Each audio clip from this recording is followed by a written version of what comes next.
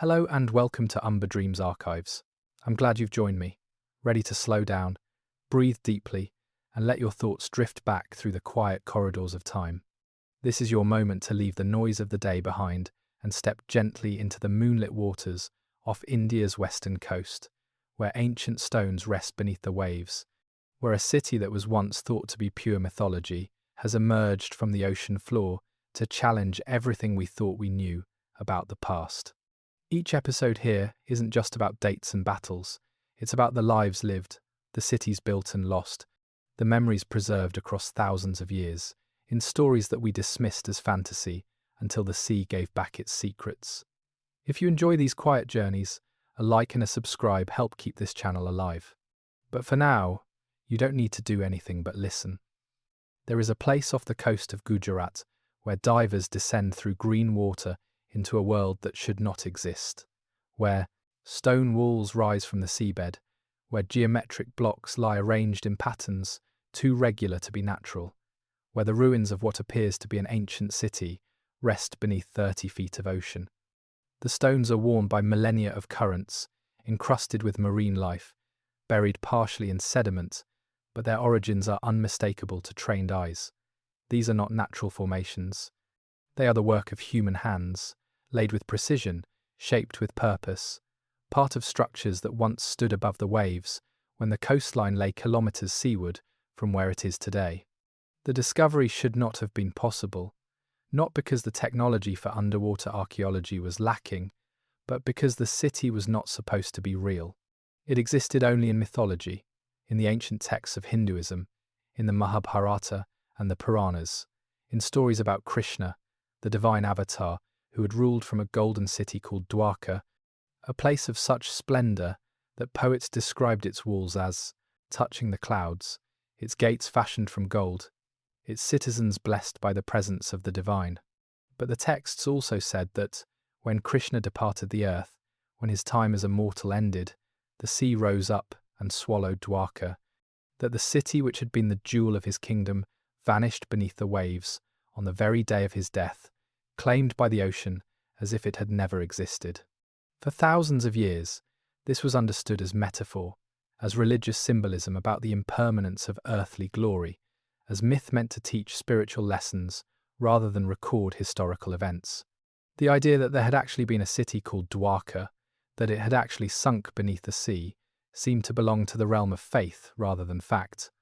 no different from Atlantis or Avalon or any of the other legendary lost cities that populated mythology around the world.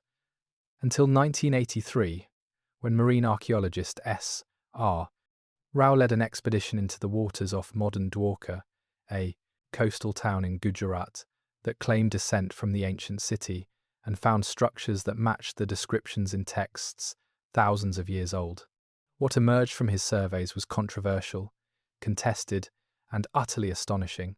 Using side-scan sonar and underwater photography, Rao's team mapped extensive stone structures on the seabed, walls running in straight lines, blocks that appeared to be dressed stone, patterns that suggested deliberate construction rather than geological accident. Divers brought up artifacts, pottery fragments, stone anchors, copper objects, pieces of what appeared to be a sophisticated urban settlement that had been submerged when sea levels rose following the last ice age. The discovery ignited debates that continue to this day, arguments about dating and interpretation, about the relationship between archaeology and mythology, about whether India's ancient texts preserve genuine historical memories, or whether modern archaeologists are simply seeing what they want to see, projecting religious beliefs onto ambiguous evidence. But the stones remain, and they demand explanation. If they are natural formations, why do they appear so regularly arranged? If they are human constructions, how old are they? Who built them? And why do they lie beneath the sea? The orthodox archaeological timeline for Indian civilization placed its earliest urban centres in the Indus Valley, cities like Harappa and Mohenjo-Daro that flourished around 2,500 years before the Common Era, declining around 1900 BCE for reasons that remain mysterious. These were sophisticated settlements with planned layouts, advanced drainage systems, standardized weights and measures, trade networks that reached Mesopotamia. But Dwarka, if the carbon dating of organic materials found among the submerged structures could be trusted, appeared to be older, with some samples yielding dates of 7,000 years or more before present, pushing back the Metis timeline for complex urban settlements in India by thousands of years. This was heretical to established narratives, challenging not just specific dates but entire frameworks for understanding how civilization had developed, when cities had emerged, how ancient peoples had organized themselves. If Dwarka was as old as the dating suggested, it meant that urban civilization in India was far older than anyone had believed, that the neat timelines taught in textbooks needed to be rewritten, that the ancient texts might be recording genuine historical events rather than pure invention. But there were problems with this interpretation too. Carbon dating of marine samples is notoriously difficult, subject to complications from oceanic carbon reservoirs that can make samples appear older than they actually are. The structures themselves had not been conclusively dated, only organic materials found near them, and the connection between the materials and the structures was not definitive. Skeptics pointed out that the so-called walls could be natural formations, that geometric patterns appear in nature, that tidal forces and currents can arrange stones in ways that mimic human construction. They noted that Rao was a devout Hindu, that his interpretation might be influenced by religious belief, that the desire to validate ancient texts might be leading him to see cities where only rocks existed. But Rao was not alone in his claims. Subsequent expeditions by India's National Institute of Oceanography found additional structures, more artifacts, evidence of what appeared to be a substantial settlement extending over several square kilometres of seabed. British underwater archaeologist Graham Hancock visited the site and reported seeing structures that appeared artificial, though he too was dismissed by mainstream archaeology as a sensationalist, more interested in promoting fringe theories than in rigorous science. The controversy revealed deeper tensions about who had authority to interpret the past, about the relationship between Western archaeological standards and Indian cultural heritage, about whether ancient texts deserved to be taken seriously as potential sources of historical information or dismissed as pure mythology. For many Indians, the discovery of underwater Dwarka was vindication, proof that their ancient scriptures preserved real knowledge, that the civilization of their ancestors was older and more sophisticated than colonial-era scholars had acknowledged, that the stories they had been taught to view as myths were actually memories of real places and events. For Western archaeologists, trained in traditions that demanded rigorous dating and skepticism toward legendary accounts, the claims about Dwarka seemed to confuse faith with evidence, to privilege religious texts over scientific method, to risk turning archaeology into a tool for validating nationalist mythology. But the debate itself revealed something important, that the boundary between myth and history was not as clear as modern minds assumed, that oral traditions could preserve accurate information across millennia, that dismissing ancient texts as pure fantasy might mean losing access to knowledge encoded in narrative form. The hook was this. Beneath the waters off Gujarat lay either the most important archaeological discovery in Indian history, vindication of ancient texts and proof of a far older civilization, or a natural formation that archaeologists with religious motivations were misinterpreting as ruins. The truth lay somewhere between these extremes, waiting to be discovered by those willing to dive deep enough, to look carefully enough, to set aside both credulous acceptance and dismissive skepticism in favour of genuine inquiry.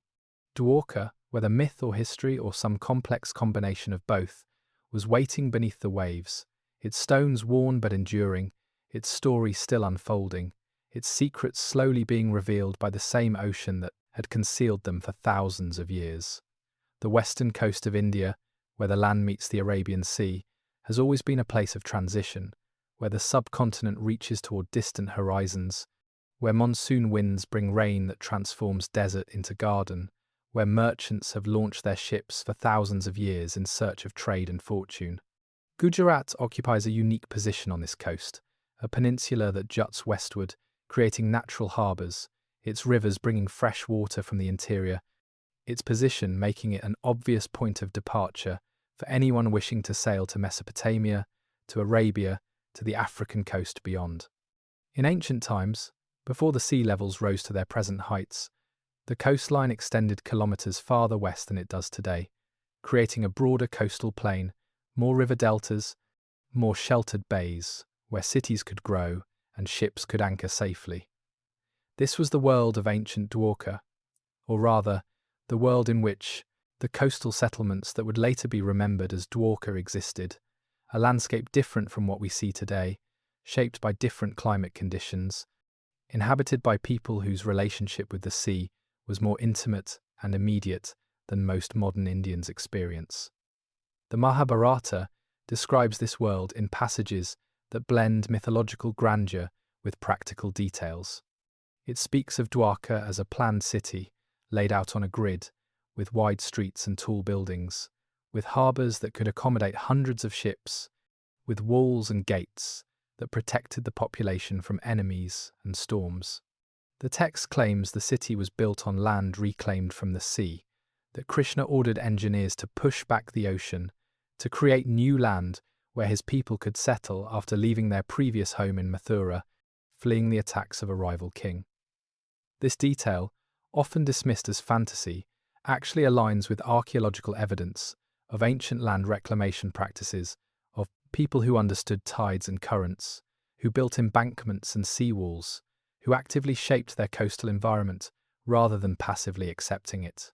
The setting was not just physical but cultural, a world where maritime trade was already established, where ships sailed between the Indus Valley cities and the ports of Mesopotamia, carrying carnelian beads and ivory,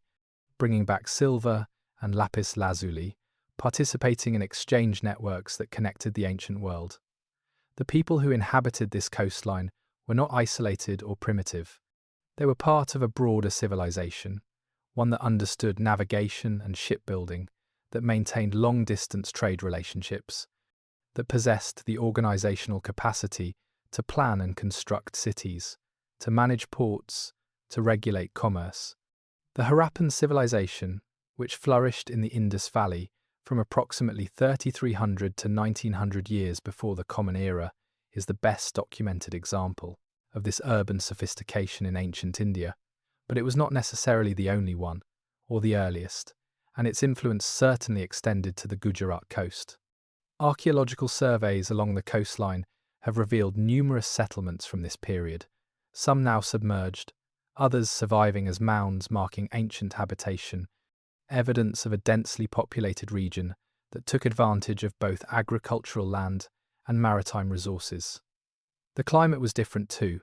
not dramatically but measurably. The monsoon patterns that govern Indian weather were more intense during certain periods, bringing more rain, making rivers more voluminous, creating conditions that supported larger populations and more extensive agriculture.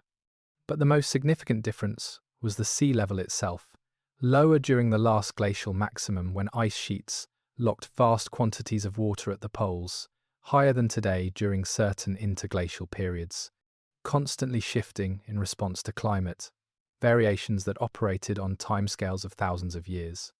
Around 7,000 years before present, at the end of the last ice age, sea levels rose dramatically as glaciers melted, a process that occurred unevenly, with periods of rapid rise punctuated by slower phases, but overall resulting in drowning of coastal settlements around the world, forcing human populations to retreat inland or adapt to new coastlines. The setting of ancient Dwarka must be imagined against this backdrop of environmental change, a city, or series of cities built on a coastline that was gradually encroaching, settlements that thrived for generations or centuries before being forced to relocate as the sea advanced, populations that learned to live with uncertainty, that built near the water, despite knowing the water could claim what they created. The texts speak of this anxiety in religious terms as the capricious will of gods, or the consequence of cosmic cycles, but the underlying reality was geological and climatic, forces that ancient peoples could observe but not control, could adapt to but not prevent. The people themselves remained shadowy, their daily lives reconstructed from artifacts and educated guesses rather than detailed records. They left no written accounts that have been deciphered, no chronicles that name their kings or describe their customs in plain language. What we know comes from pottery styles and burial practices, from the layout of settlements and the tools they used, from the evidence of what they ate and how they built their homes. They fished and farmed, herded cattle and goats, worked copper and bronze, wove cloth, and made pottery, engaged in all the practical activities of life in ways that would have been recognizable to their contemporaries in Mesopotamia or Egypt or China, participating in the same broad patterns of Neolithic and Bronze Age development that characterized the ancient world. But they also sailed, ventured out onto the Arabian Sea in wooden ships, navigated by stars and currents, carried cargo to distant ports, maintained connections across hundreds or thousands of kilometers of ocean, demonstrating maritime skills that would later be forgotten and then rediscovered. The setting was one of continuity and change, of settlements that endured for generations but also shifted and relocated, of traditions passed down but also adapted, of a coast that was home but also dangerous, nurturing but also destructive, giving life while always threatening to take it back.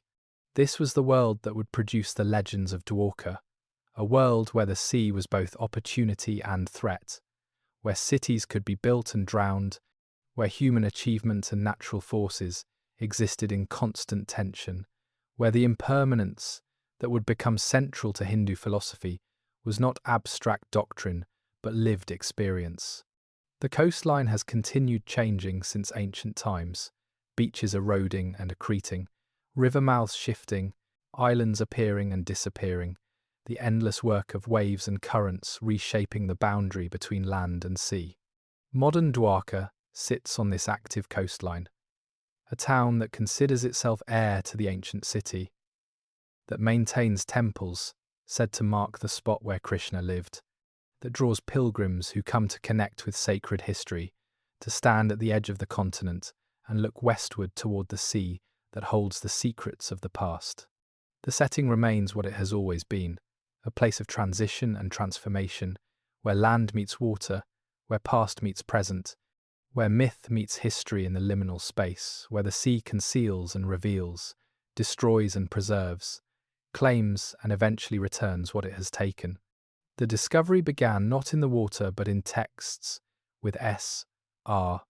Rao's careful reading of the ancient Sanskrit epics, his scholar's attention to details that others had dismissed as poetic embellishment or religious symbolism. Rao was a marine, archaeologist with the Archaeological Survey of India, trained in scientific method, experienced in underwater excavation, but also deeply familiar with India's classical literature,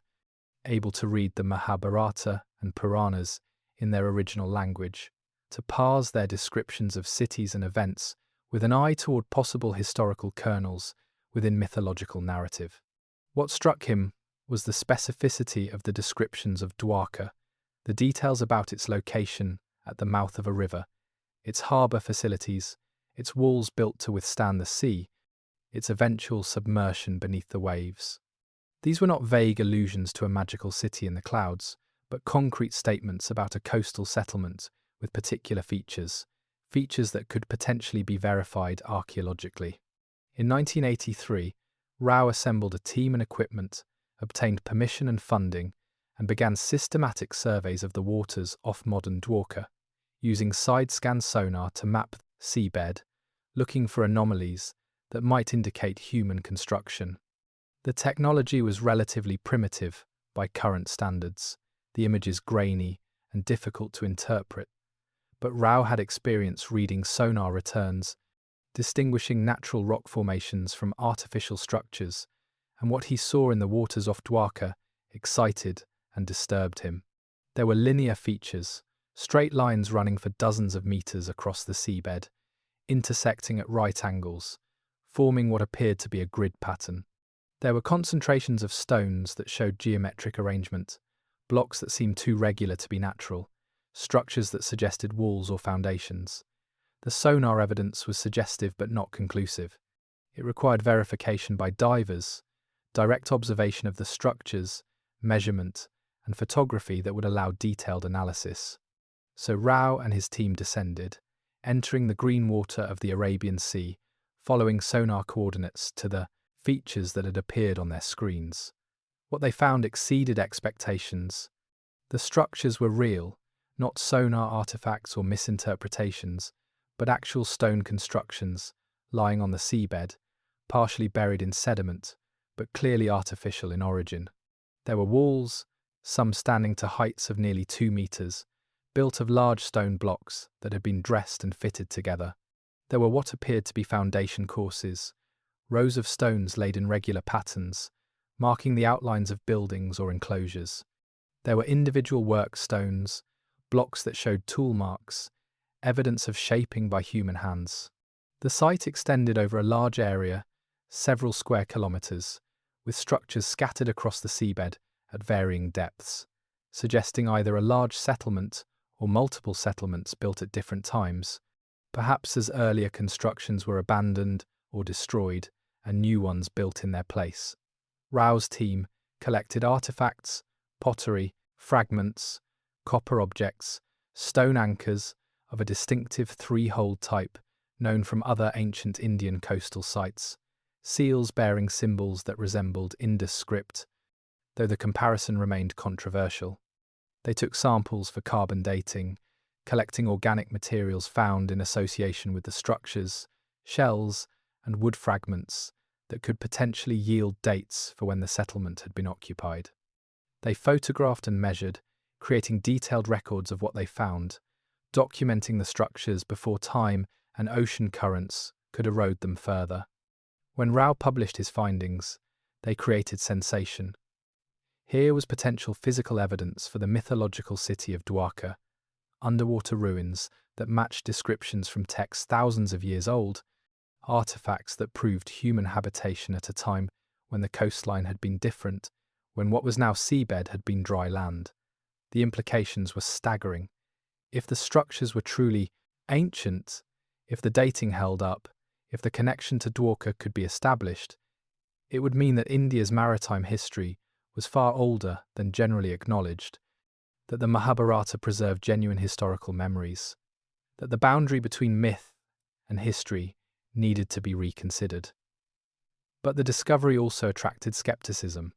Other archaeologists questioned Rao's interpretations, suggested that natural formations were being mistaken for artificial structures, pointed out that underwater archaeology is notoriously difficult, that currents and poor visibility can lead to misidentification of features. The carbon dates were problematic, ranging from relatively recent to extraordinarily ancient, spread across thousands of years, suggesting either multiple occupations or contamination of samples, possibly both. Some samples dated to around 3,500 years before present, aligning roughly with late Harappan or post-Harappan period. Others yielded dates of 7,000 years or more, pushing back into the Neolithic, an age when cities were not supposed to exist in India. Critics noted that carbon dating of marine samples requires careful correction for reservoir effects, that dates from shells and marine wood could be significantly offset from actual occupation dates, that without careful methodology, the dates could be misleading. The National Institute of Oceanography conducted follow-up surveys in the 90s and early 2000s, using more advanced technology, multi-beam sonar, and remote-operated vehicles, bringing additional expertise to bear on the question of whether the structures were natural or artificial. These subsequent investigations confirmed that extensive stone structures existed on the seabed, that they appeared to show evidence of human construction, that artifacts found among them indicated ancient habitation. But they also emphasized the need for caution in interpretation, for more rigorous dating, for comparison with other underwater sites to establish best practices for identifying artificial structures in marine environments. The discovery remained contested, data subject to multiple interpretations, evidence strong enough to convince some researchers but not others. The question of Dwarka's existence balanced between vindication and skepticism, but whatever controversies surrounded interpretation, one fact was undeniable. There were structures beneath the water off Gujarat's coast, structures that appeared to be ancient, that required explanation, that opened questions about India's coastal prehistory that had not been seriously asked before. The discovery had changed the conversation, forcing archaeologists to consider the possibility that significant settlements had existed on now submerged coastlines, that sea level rise had drowned not just Dwarka, but potentially dozens of sites around India's perimeter, that the archaeological record was incomplete, precisely because so much of it lay underwater, inaccessible to traditional excavation methods. Rao had found something real. Even if exactly what he had found remained subject to debate, even if the connection to mythological Dwarka could not be definitively proven, even if the dates and interpretations would be argued over for decades, the sea had given up a secret, revealing structures that had been hidden for millennia, forcing scholars to reconsider assumptions, opening possibilities that had seemed closed, demonstrating once again that the past was larger and stranger than current knowledge allowed, that beneath the familiar surface of accepted history lay depths still unexplored. The announcement of underwater structures off Dwarka's coast rippled through India's archaeological community like a stone dropped in still water, creating waves that spread outward, growing more complex as they travelled, carrying both excitement and concern to shores domestic and foreign. For many Indian scholars, the discovery felt like vindication, confirmation of what they had always suspected but could never prove, that the ancient texts preserved genuine memories, that the Mahabharata and Puranas were not mere fantasy but encoded history, that the civilization of their ancestors deserved recognition for achievements that colonial scholarship had denied or minimized. The response was emotional, sometimes celebratory,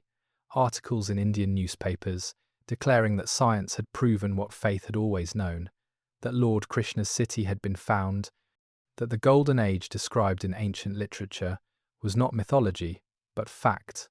that India's glory extended far deeper into the past than Western archaeologists had acknowledged. This enthusiasm was understandable, rooted in decades of being told that Indian civilization was young compared to Mesopotamia or Egypt, that the urban development of the Indus Valley was derivative rather than original, that the great accomplishments of ancient India came late and were influenced by outside forces rather than arising independently. The discovery of underwater Dwarka, if it could be definitively established, would challenge these narratives, proving that maritime civilization on the Indian coast was ancient, sophisticated, and worthy of respect. But the emotional response also worried some scholars, who feared that nationalist sentiment was overwhelming careful analysis, that the desire to validate religious texts was leading to premature conclusions, that archaeology was being pressed into service of cultural politics, rather than being allowed to pursue truth wherever evidence led. Western archaeologists, particularly those trained in the rigorous skepticism that characterized British and American academic traditions, responded with caution that sometimes hardened into dismissal. They pointed out that S.R. Rao was not a neutral observer, but a devout Hindu who had openly stated his belief in the historical reality of Krishna and the events described in the Mahabharata, that his religious convictions might be influencing his interpretations, that he might be seeing cities where only natural rock formations existed.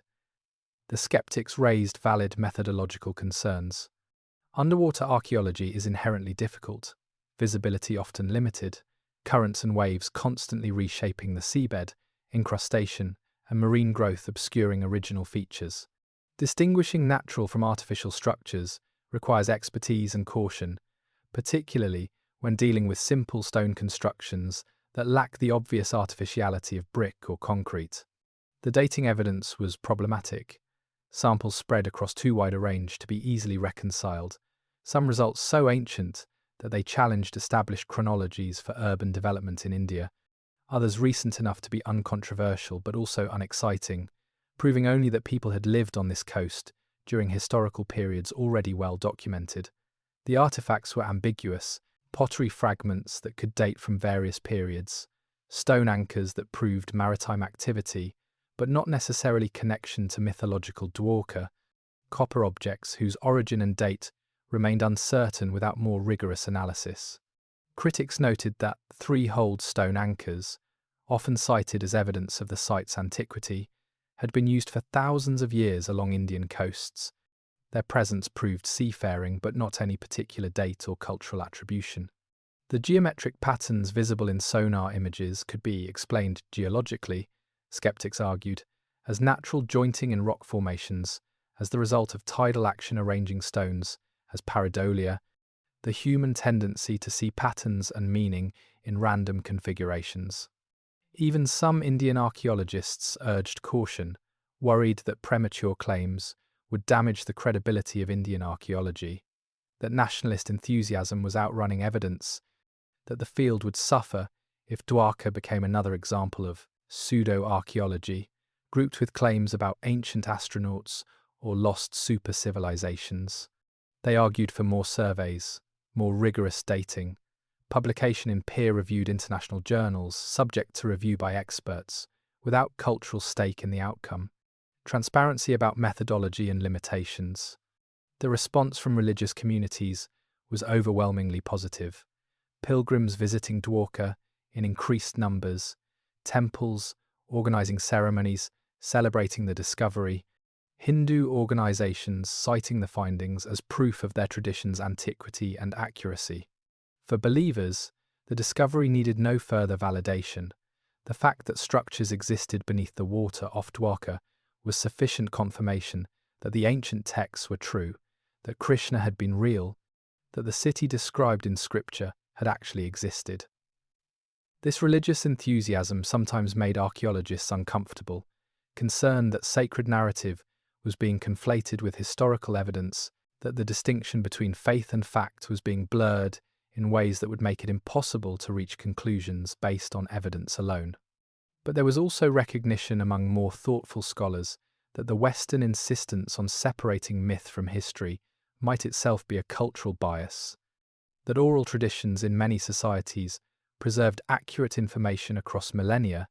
that dismissing texts like the Mahabharata as pure fiction might mean losing access to genuine historical memories encoded in narrative form. Indigenous Australian traditions, for example, had been shown to preserve accurate memories of coastal geography from before sea level rise, more than 7,000 years ago. Information passed down orally across hundreds of generations, initially dismissed by anthropologists as myth, but eventually validated by geological evidence. If Aboriginal Australians could preserve such memories, why not ancient Indians? The question deserved serious consideration, rather than reflexive skepticism. The international response was mixed, mainstream archaeology journals giving the discovery limited coverage, often in sections devoted to new findings rather than as breakthrough discoveries, maintaining professional distance from claims that seemed extraordinary.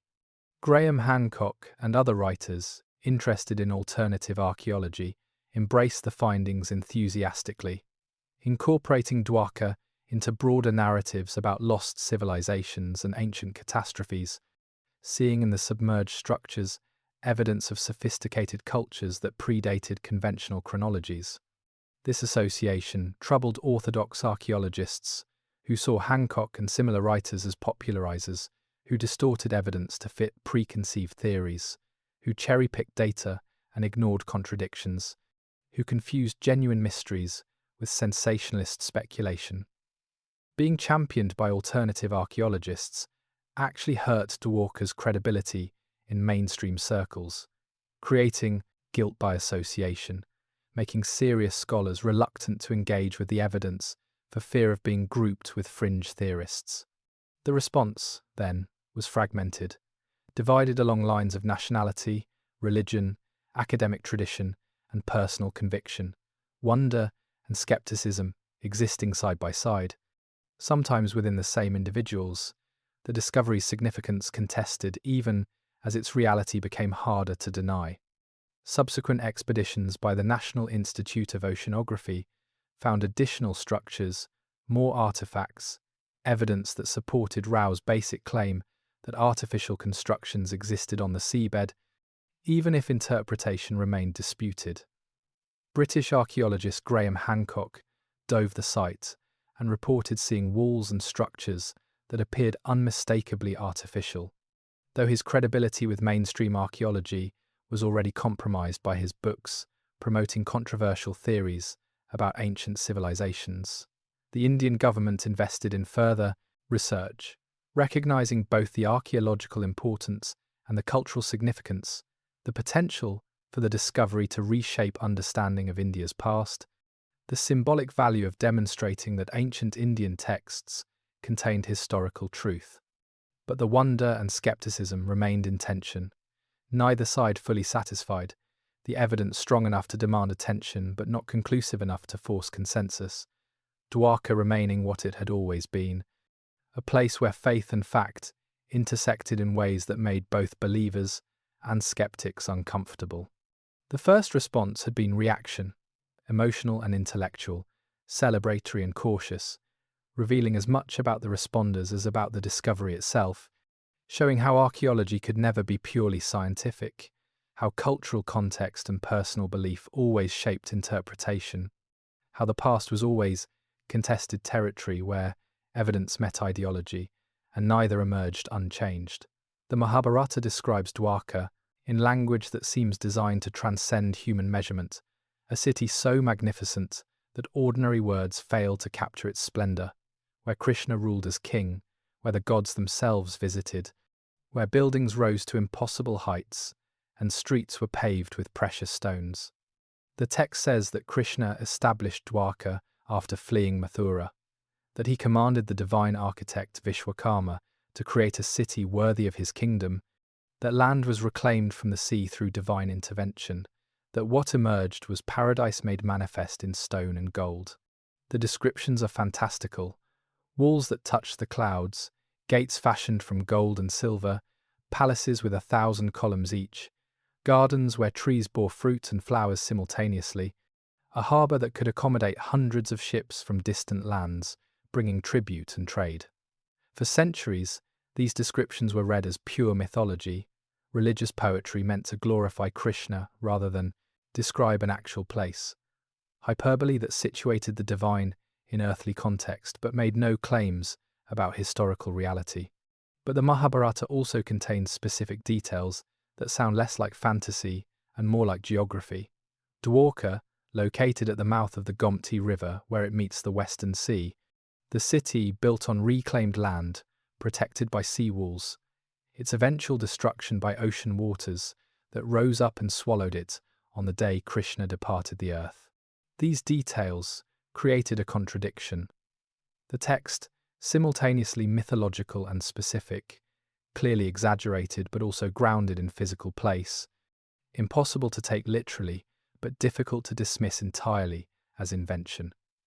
The archaeological evidence deepened this contradiction rather than resolving it. The structures found beneath the water were real, artificially constructed, evidence of human habitation and engineering. But they did not match the Mahabharata's descriptions of a golden city with walls touching the sky. What divers found were stone foundations, simple walls built of dressed blocks, modest structures that suggested a port settlement, prosperous perhaps, but not the architectural marvel described in the epic, a real city, but not the mythological perfection that Krishna was said to have commanded into existence. The carbon dating created its own contradictions, some samples suggesting dates around 3,500 years before present, which would place the settlement in the late Bronze Age, roughly contemporary with the late Harappan period, consistent with known archaeological chronologies for urban development in India. But other samples yielded far older dates, 7,000 years or more before present, pushing back into the Neolithic, an age when cities were not supposed to exist, when human settlements were thought to be small villages rather than planned urban centres. If the older dates were accurate, they created enormous problems for established archaeological frameworks, suggesting that urban civilization in India was thousands of years older than currently believed, that the neat progression from hunter-gatherers to farmers to city dwellers needed to be revised, that something fundamental about the development of Indian civilization had been misunderstood. But the older dates were also the most vulnerable to criticism. most susceptible to reservoir effects and contamination, most likely to be artifacts of methodology rather than reflections of actual occupation dates, most convenient for those who wanted to prove the antiquity of Indian civilization, most dangerous to accept without rigorous verification. The contradiction between legend and reality extended to the question of how the city had been destroyed. The Mahabharata is explicit. The ocean rose and swallowed Dwarka on the day Krishna left the earth, divine will manifesting as natural disaster, the city's destruction linked to cosmic events rather than mundane causes. The geological evidence told a different story, sea levels rising gradually over millennia as ice sheets melted following the last glacial maximum, coastal settlements slowly forced to relocate as water encroached, multiple episodes of abandonment and rebuilding as people adapted to changing conditions. No single catastrophic event, but rather slow transformation over thousands of years. These two narratives seemed incompatible, one sudden and supernatural, the other gradual and natural, one linking destruction to divine departure, the other to climate and geology, one preserving memory as myth, the other reconstructing past through physical evidence. But perhaps the contradiction was less absolute than it appeared. Gradual sea level rise was not uniform. It occurred in pulses, periods of rapid increase followed by stability. Catastrophic storms could breach defences that had held for generations. A settlement that had survived for centuries could be destroyed in days when multiple factors aligned. The memory of such an event, passed down orally across generations, would naturally become simplified. The complex causes reduced to divine will, the gradual weakening of defences forgotten in favour of dramatic final destruction, the specific transformed into mythological as the story was retold and incorporated into larger narratives about Krishna and his time on earth. Another contradiction concerned the city's wealth and importance. The Mahabharata portrays Dwarka as a major political and economic centre, capital of Krishna's kingdom, hub of maritime trade, destination for merchants and diplomats from across the known world. But the archaeological evidence, at least so far, suggested something more modest. A port settlement, certainly, involved in trade evidently, but nothing on the scale of the great Indus Valley cities, nothing that would justify descriptions of unparalleled magnificence, nothing that seemed to warrant the epic's grandiose language. This could mean the texts were simply wrong, exaggerating a minor port into a great capital as part of the process of mythologizing Krishna, inflating the mundane into the marvelous to create a setting worthy of divine incarnation. Or it could mean that the excavations had found only the outskirts, that the main structures remained undiscovered deeper underwater or buried under later sediments, that what had been revealed so far was a fraction of what actually existed, that the true scale of ancient Dwarka still lay hidden. The contradiction was also temporal. The Mahabharata, traditionally dated by Hindu tradition to around 3,000 years before present. The Great War it describes thought to have occurred around 1,500 years before the Common Era, making Krishna's Dwarka roughly contemporary with late Bronze Age civilizations in the Mediterranean. But if the older carbon dates from the underwater site were accurate, the structures predated the Mahabharata's traditional timeline by thousands of years, creating a puzzle. Were the texts describing a much older city, memories preserved across millennia? Or were the dates wrong, contaminated or misinterpreted, the structures actually contemporary with the epic's composition? Some scholars proposed that Dwarka was not one city, but many, that settlements had been built and destroyed repeatedly on this favourable coast, that the name Dwarka had been applied to multiple incarnations across millennia, that the texts preserved composite memories of different places and times, compressed into single narrative. This would reconcile the contradictions, the old structures and the younger texts, both real but referring to different historical moments, the mythological grandeur and the modest ruins, both accurate but describing different settlements, legend and reality not opposed but layered, multiple truths existing simultaneously. The contradiction between legends and reality was not a problem to be solved, but a complexity to be acknowledged, evidence that the past was richer and stranger than simple narratives allowed. That archaeological evidence and textual traditions each revealed partial truths, that understanding required holding multiple possibilities in mind simultaneously, resisting the urge to reduce ambiguity to certainty. Dwarka existed, that much was clear, but which Dwarka, and when, and how it related to the city described in ancient texts, these questions remained open, answers provisional, subject to revision as more evidence emerged and interpretations evolved. The fundamental question seemed deceptively simple. What was the underwater site off Gujarat's coast? But the answer fractured into competing theories that reflected different methodologies, different assumptions about how to interpret evidence, different beliefs about the relationship between archaeology and mythology. For some scholars, particularly those trained in Indian archaeological traditions and familiar with Sanskrit texts, the site was clearly Dwarka, the city described in the Mahabharata, physical evidence that validated ancient literature,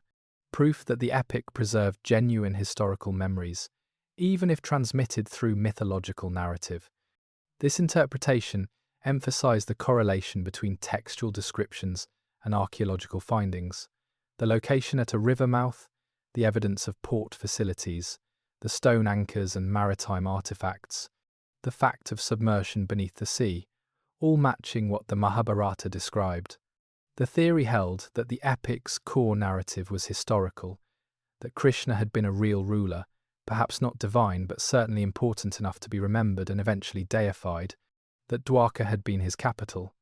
that its destruction by rising seas had been so catastrophic that it entered cultural memory as divine judgment.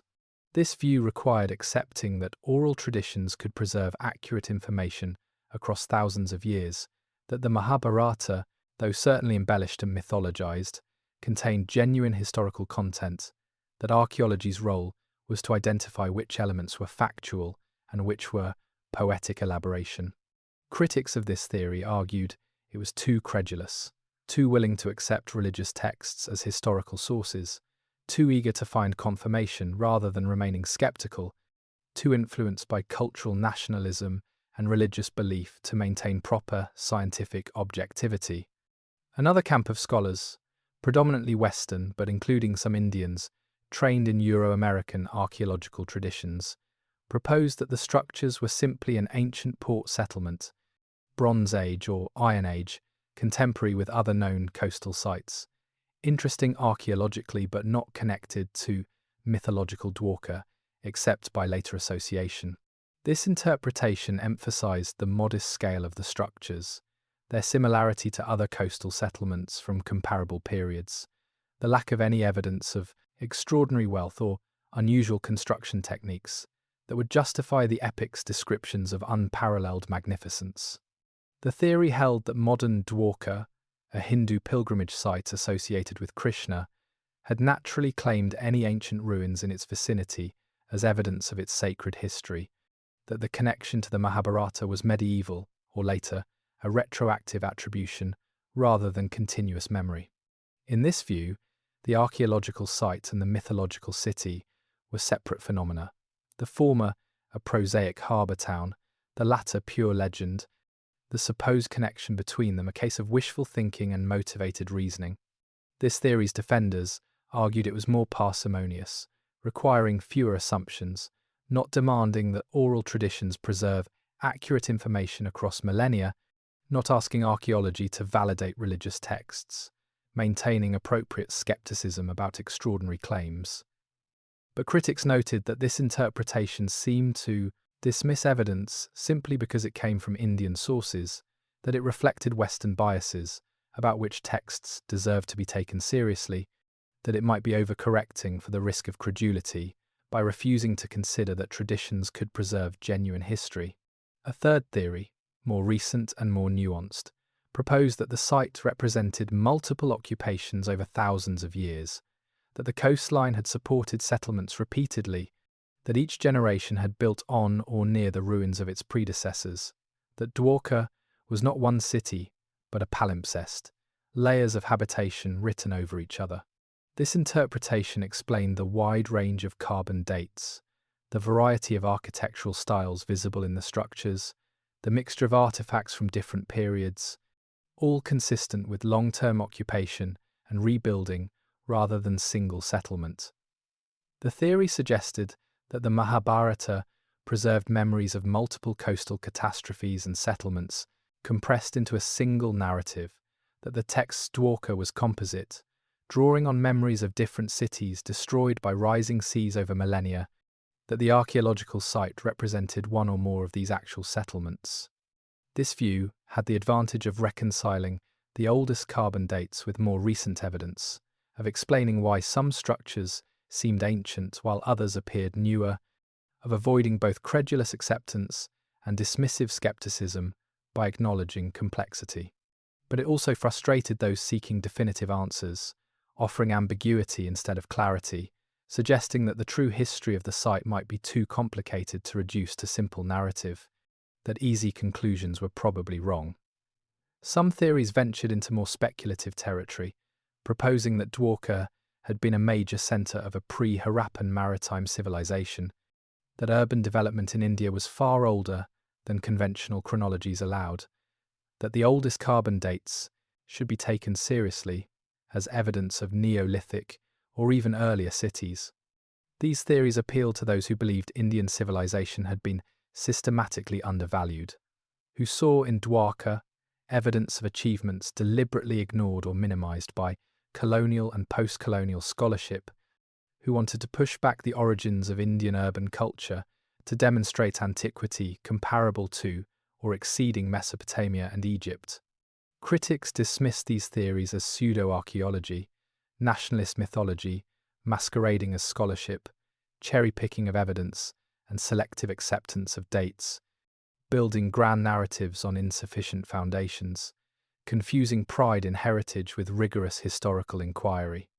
The debates grew technical, focusing on methodology for dating underwater sites, on criteria for distinguishing artificial from natural structures, on standards of evidence for connecting archaeological sites to mythological places. Some scholars argued that the burden of proof lay with those making extraordinary claims, that asserting a connection between ruins and religious texts required extraordinary evidence, that absent such evidence, the default position should be skepticism. Others countered that dismissing the possibility of such connections without investigating thoroughly was itself unscientific, that skepticism should not become dogmatism, that the history of archaeology was full of examples where texts, initially dismissed as mythological, had proven to contain genuine historical information. Troy and the Hittite Empire being famous examples, the debates revealed deeper questions about archaeological epistemology, about how we know what we know about the past, about what counts as evidence, about the relationship between different kinds of sources, material and textual, about the role of cultural context in shaping interpretation. There were also political dimensions, arguments about Dwarka becoming proxies for larger conflicts about Indian identity, about the legacy of colonialism, about the relationship between Hindu nationalism and historical scholarship, about who had authority to interpret India's past. The theories multiplied, each camp convinced of its own rigour, each seeing the others as blinded by bias, the evidence strong enough to support multiple interpretations, but not conclusive enough to settle the debate. Dwarka remaining contested territory where archaeology, mythology, and politics intersected in ways that made consensus impossible. Perhaps the only point of agreement was that more work was needed, more surveys, more excavations, more rigorous dating, more careful analysis, more willingness to follow evidence wherever it led, regardless of whether conclusions supported or challenged preferred narratives. The theories would continue evolving, but the questions they addressed were fundamental, about how the past could be known, about what sources deserve trust, about the possibility of recovering history from myth, about the relationship between the cities we build and the stories we tell about them. The truth about Dwarka, to the extent it could be known, would emerge only through painstaking investigation, decades of work by multiple teams, using evolving technologies, each expedition adding fragments of evidence that slowly accumulated into something approaching understanding. After S.R. Rao's initial discoveries, the National Institute of Oceanography in Goa took over primary responsibility for investigating the site, bringing greater resources, more sophisticated equipment, and perhaps most importantly, a degree of institutional distance from religious and cultural debates that had complicated earlier work. The NIO's mandate was clear: conduct rigorous archaeological investigation using best available methods, publish findings in peer-reviewed journals, maintain scientific standards regardless of whether results supported or challenged popular beliefs about Dwarka's historical reality. Beginning in the early 1990s and continuing intermittently for more than 2 decades, NIO teams conducted multiple expeditions, each one revealing new details, raising new questions, slowly mapping the extent and nature of the underwater structures. They used multi-beam sonar systems that produced 3-dimensional maps of the seabed with unprecedented detail, revealing topography that single-beam sonar had missed, showing how structures related to each other spatially, providing context that photographs and direct observation alone could not capture. The sonar maps showed that the site was larger than initially believed, structures extending over several square kilometers, distributed in patterns that suggested planning rather than random accumulation, concentrations that might represent different functional areas, harbour facilities here, residential zones there, public buildings or temples in other locations. Remote-operated vehicles, equipped with cameras, descended to the seabed, filming structures from multiple angles, recording details that would be analysed later by specialists, creating archives that future researchers could examine without needing to return to the underwater site. The ROVs revealed that many structures were partially buried, visible portions representing only fractions of original constructions, that sediment accumulation was ongoing, that without active excavation much of the site would remain hidden, that time and ocean processes were both revealing and concealing, currents eroding some areas while burying others. Divers conducted targeted excavations, carefully removing sediment from selected structures,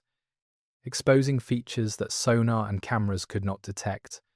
recovering artifacts in controlled contexts that allowed for proper documentation and analysis.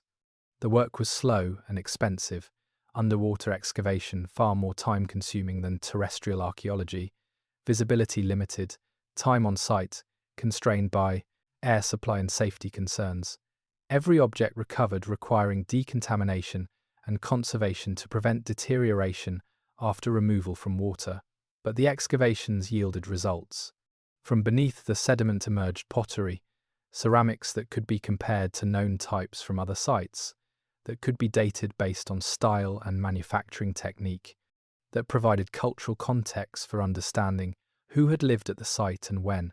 There were storage jars, cooking vessels, fine wares that suggested wealth or trade connections, fragments that, when analysed, revealed where clay had been sourced, whether pottery was locally made or imported, whether the site participated in regional exchange networks. Stone artefacts appeared, worked blocks that showed tool marks that could be analysed for source, whether quarried locally or brought from elsewhere, whether technology used in shaping them matched techniques from other contemporary sites. The famous 3-holed stone anchors were recovered in numbers, some still in the positions where ships had dropped them millennia ago, others scattered by currents, their distribution mapping ancient harbour areas, their design indicating seafaring traditions that extended along India's western coast. Seals bearing inscriptions emerged from the excavations, small objects that excited enormous interest because they potentially connected the site to the Indus Valley civilization, the script resembling but not identical to Harappan writing, adding to the mystery of cultural relationships and chronology. Wood samples were carefully collected for dating, organic materials that could yield radiocarbon dates, though always with the caveat that marine samples required sophisticated correction for reservoir effects, that dates were estimates with uncertainties, that multiple samples and cross-verification were necessary before reaching conclusions. The investigation also included geological and environmental studies, attempts to understand how the coastline had changed, when sea levels had risen, what the ancient landscape would have looked like when the site was occupied, how climate and environment had shaped human settlement patterns. Core samples drilled into seabed sediments contained pollen and microfossils that revealed past vegetation and marine conditions that allowed reconstruction of when land had become sea, that provided independent dating through techniques like thermoluminescence and optically stimulated luminescence. Geophysical surveys measured sub-bottom features, locating buried structures too deep for sonar to detect, identifying areas where future excavation might prove productive, creating three-dimensional models of the site that showed not just surface features, but also what lay beneath accumulated sediment. The investigation incorporated comparative analysis, examining similar underwater sites around India and the broader Indian Ocean region, looking for parallels that might inform interpretation, understanding that Dwarka, if it was genuinely ancient, would not have existed in isolation, but as part of broader maritime networks. Sites in the Gulf of Cumbat to the north and along the Konkan coast to the south showed similar patterns of submerged structures, suggesting that coastal settlements had been widespread, that what happened at Dwarka had happened elsewhere too, that rising seas had claimed multiple cities, that archaeological attention had focused on Dwarka primarily because of its mythological associations, but that the phenomenon was larger. Slowly, through accumulated evidence and careful analysis, a picture emerged. Not complete or entirely certain, but more detailed and nuanced than what Rao's initial surveys had provided. The site was definitely artificial, built by humans, not a natural formation misidentified. The structures showed evidence of planning, of construction techniques that required knowledge and labour, of purpose and function that made sense only as urban settlement. The site was old, certainly Bronze Age, possibly older in some areas, the dating evidence complex but generally supporting occupation during the 3rd and 2nd millennia before the Common Era. Contemporary with Harappan civilization, though whether directly connected remained unclear. The site was maritime, oriented toward the sea, its harbour facilities and anchors, indicating that seafaring had been central to its economy, that it participated in coastal and perhaps Indian Ocean trade, that its prosperity depended on ships and sailing. The site was drowned by rising seas, abandoned when water levels made occupation impossible, its submersion gradual rather than catastrophic but nonetheless complete, the population forced to relocate, their city eventually forgotten until modern archaeology recovered it.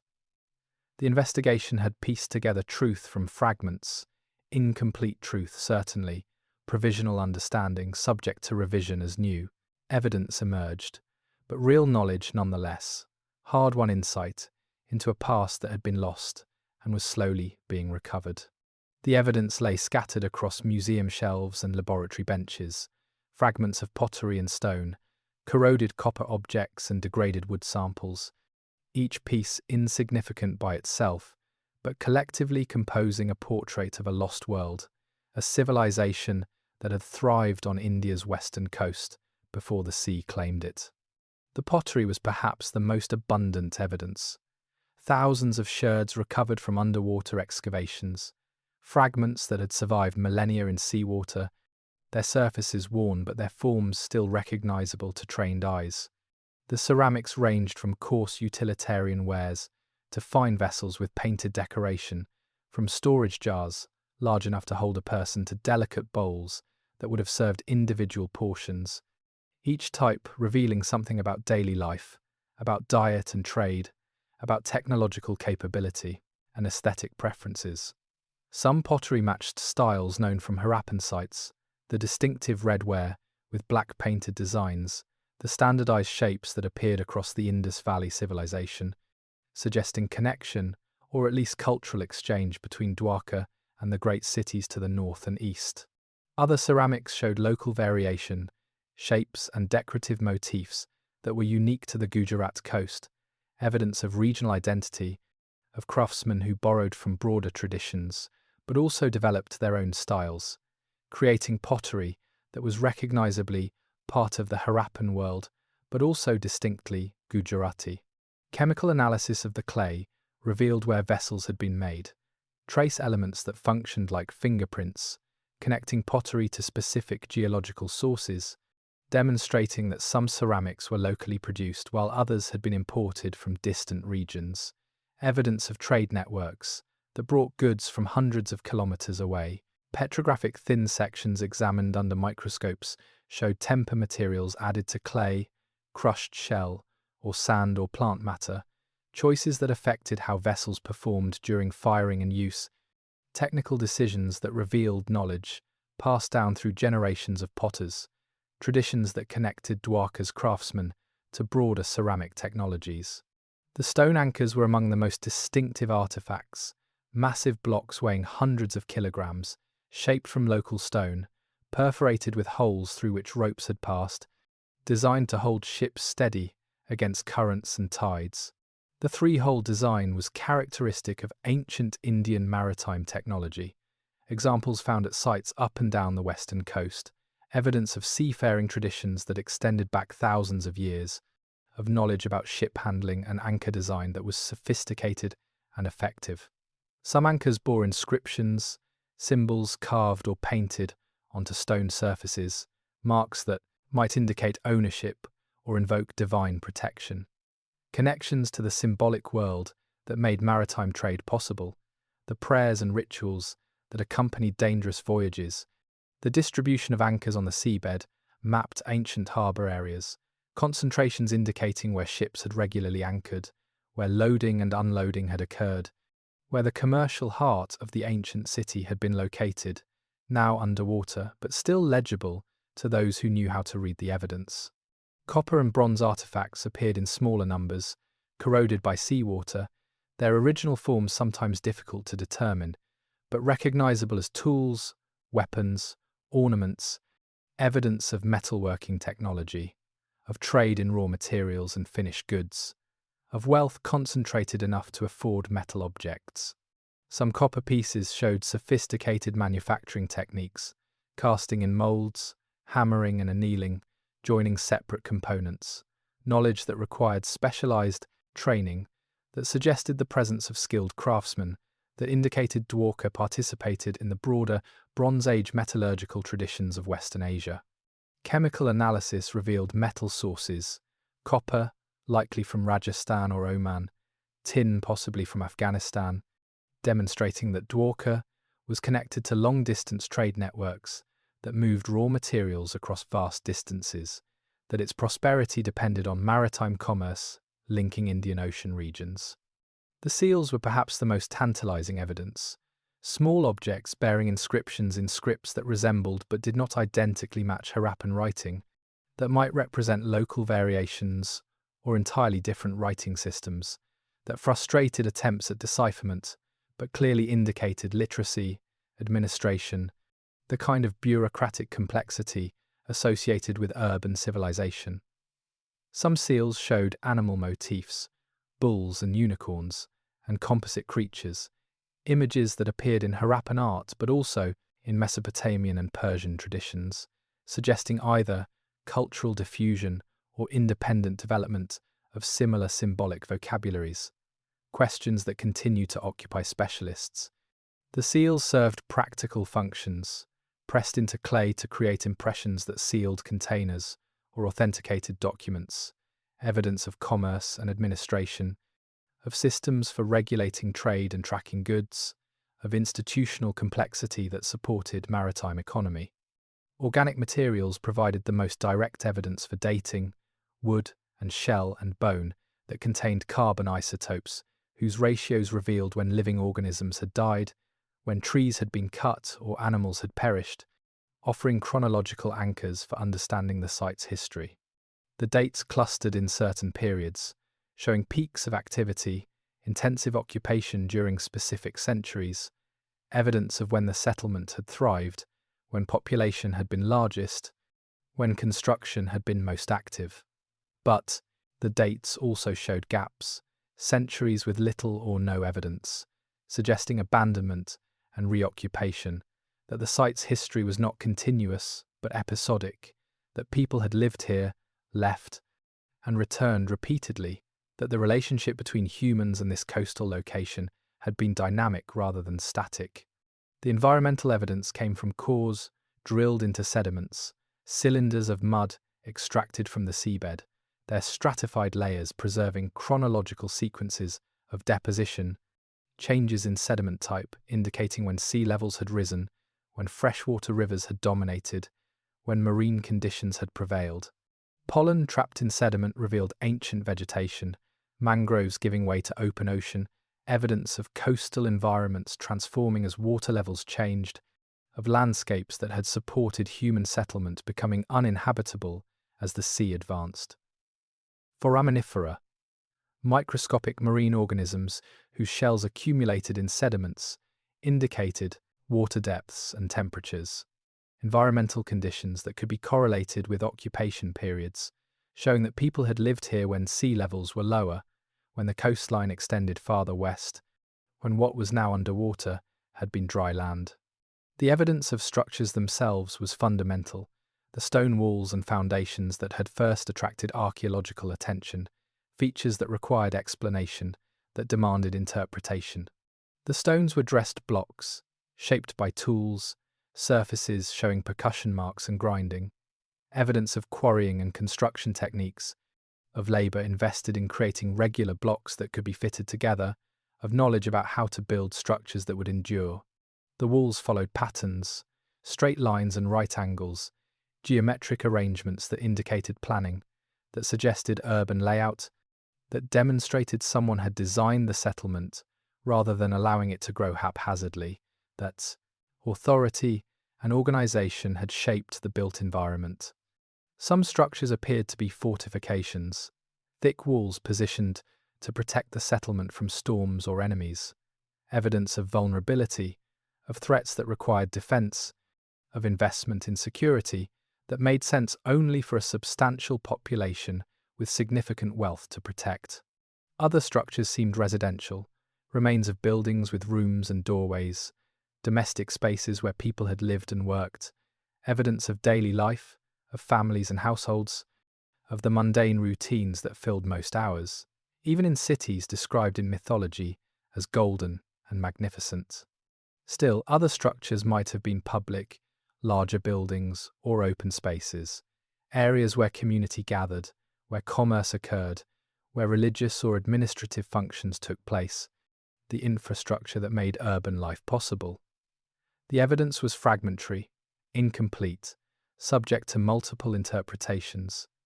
each artifact raising as many questions as it answered, each structure suggesting possibilities without proving them.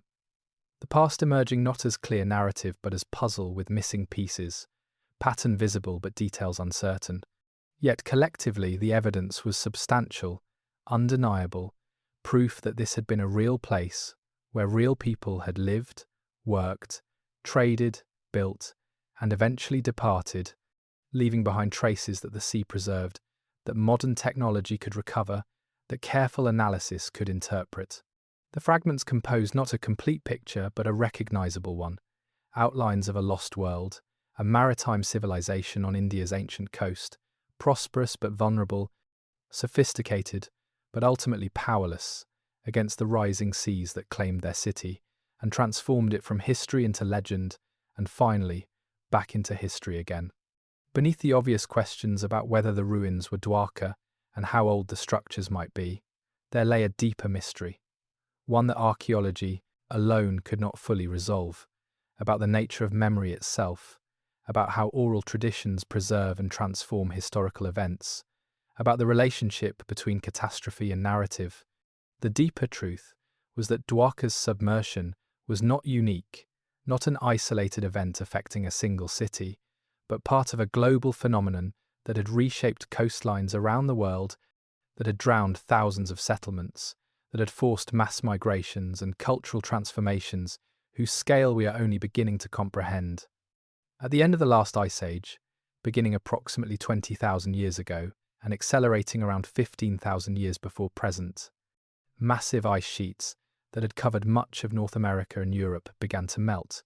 releasing water that had been locked in frozen form for tens of thousands of years. Sea levels rose dramatically, more than 100 meters over the course of several millennia, drowning coastal plains, filling river valleys, transforming the geography of every continent, creating the coastlines we know today, but eliminating landscapes where humans had lived for thousands of years. The rise was not uniform or steady. It occurred in pulses, periods of rapid increase when ice sheet collapse released sudden floods of meltwater, followed by slower rises and occasional pauses, a complex process that varied regionally but that globally resulted in one of the most significant environmental changes in human history. For people living on coasts during this period, the changes would have been visible within lifetimes. Shorelines retreating, islands disappearing, harbours becoming too deep, settlements requiring relocation, the landscape of childhood geography becoming literally drowned by middle age. India's western coast was particularly affected because the continental shelf extends far offshore in some areas, meaning that relatively small increases in sea level could flood vast expanses of formerly dry land, creating dramatic retreats of the coastline, forcing coastal populations inland. Dwarka was not the only city drowned. Surveys along the Gujarat coast have revealed multiple submerged settlements, structures lying at various depths, indicating communities that thrived and were abandoned as seas rose, a process that occurred repeatedly over thousands of years. In the Gulf of Kambat to the north, sonar surveys have detected what appear to be extensive urban remains. Structures some researchers claim are the ruins of a massive city, though these claims remain even more controversial than Dwarka, the evidence more ambiguous, the interpretation more contested. Along the Konkan coast to the south, underwater surveys have found artificial structures, harbour works, evidence of maritime settlements that now lie drowned, part of the same pattern of coastal occupation and abandonment forced by rising seas. The deeper mystery is what happened to the people, where they went, what they remembered, how the experience of watching their cities drown shaped their culture and beliefs. The migrations must have been massive. Coastal populations forced inland, seeking new lands, competing with established communities, creating conflicts and accommodations, demographic pressures that would have rippled across the subcontinent. Some would have moved to higher ground along the same coast, establishing new settlements farther inland, maintaining maritime traditions, preserving knowledge of the sea even as they adapted to new locations. Others would have moved into the interior, abandoning coastal life entirely, becoming farmers or herders, their descendants eventually forgetting that their ancestors had been seafarers, that their family histories included cities swallowed by the ocean. But the memories would not have disappeared immediately. Oral traditions would have preserved stories of the drowned cities, tales told by grandparents who remembered, by great-grandparents who had lived through the final abandonments, narratives passed down through generations, gradually transforming from eyewitness accounts into legends, from recent memory into ancient history, from specific events into mythological narrative. This is the deeper mystery. The Mahabharata's account of Dwarka's submersion might be not pure invention but cultural memory, the distilled essence of countless stories about drowned cities, about seas that rose and claimed settlements, about populations forced to flee, compressed into single narrative about Krishna's city sinking on the day he departed Earth. The mythological framework, the attribution to divine will, the connection to Krishna's biography, these were likely later additions, ways of making sense of memories whose original context had been lost, of explaining why the cities had drowned by linking catastrophe to cosmic events, to the departure of divinity from the world. But the core memory, that cities on the western coast had been claimed by the ocean, that prosperous settlements had vanished beneath the waves, that ancestors had lived in places that no longer existed, this might be genuine historical memory preserved across thousands of years. Other cultures around the world preserve similar memories. Aboriginal Australians tell stories about coastlines different from today's, about islands that no longer exist, about lands that were drowned, narratives that geologists have verified as accurately describing coastal geography from 10,000 years ago. Indigenous peoples of the Pacific Northwest preserve stories about catastrophic floods and landscape changes that matched geological evidence of tsunamis and sea level changes from similar time periods. European mythologies contained flood narratives, stories about drowned lands like Lyonesse or Cantref Gwaelod that might preserve memories of coastal drowning following the Ice Age, though transformed through millennia of retelling into legends about magical kingdoms lost to the sea. The deeper mystery is why we ever doubted that such memories could survive, why modern scholarship assumed oral traditions could not preserve accurate information across more than a few generations, why the possibility that mythology might encode history was dismissed rather than investigated. Perhaps it was cultural prejudice, the assumption that pre-literate peoples could not reliably transmit information, that writing was necessary for historical memory, that oral cultures were inherently unreliable. Or perhaps it was methodological conservatism, the difficulty of verifying oral traditions, the danger of accepting stories at face value, the risk of building interpretations on evidence that could not be independently confirmed. But the deeper mystery revealed by Dwarka and similar sites is that we need to reconsider these assumptions, that oral traditions deserve serious consideration as potential historical sources,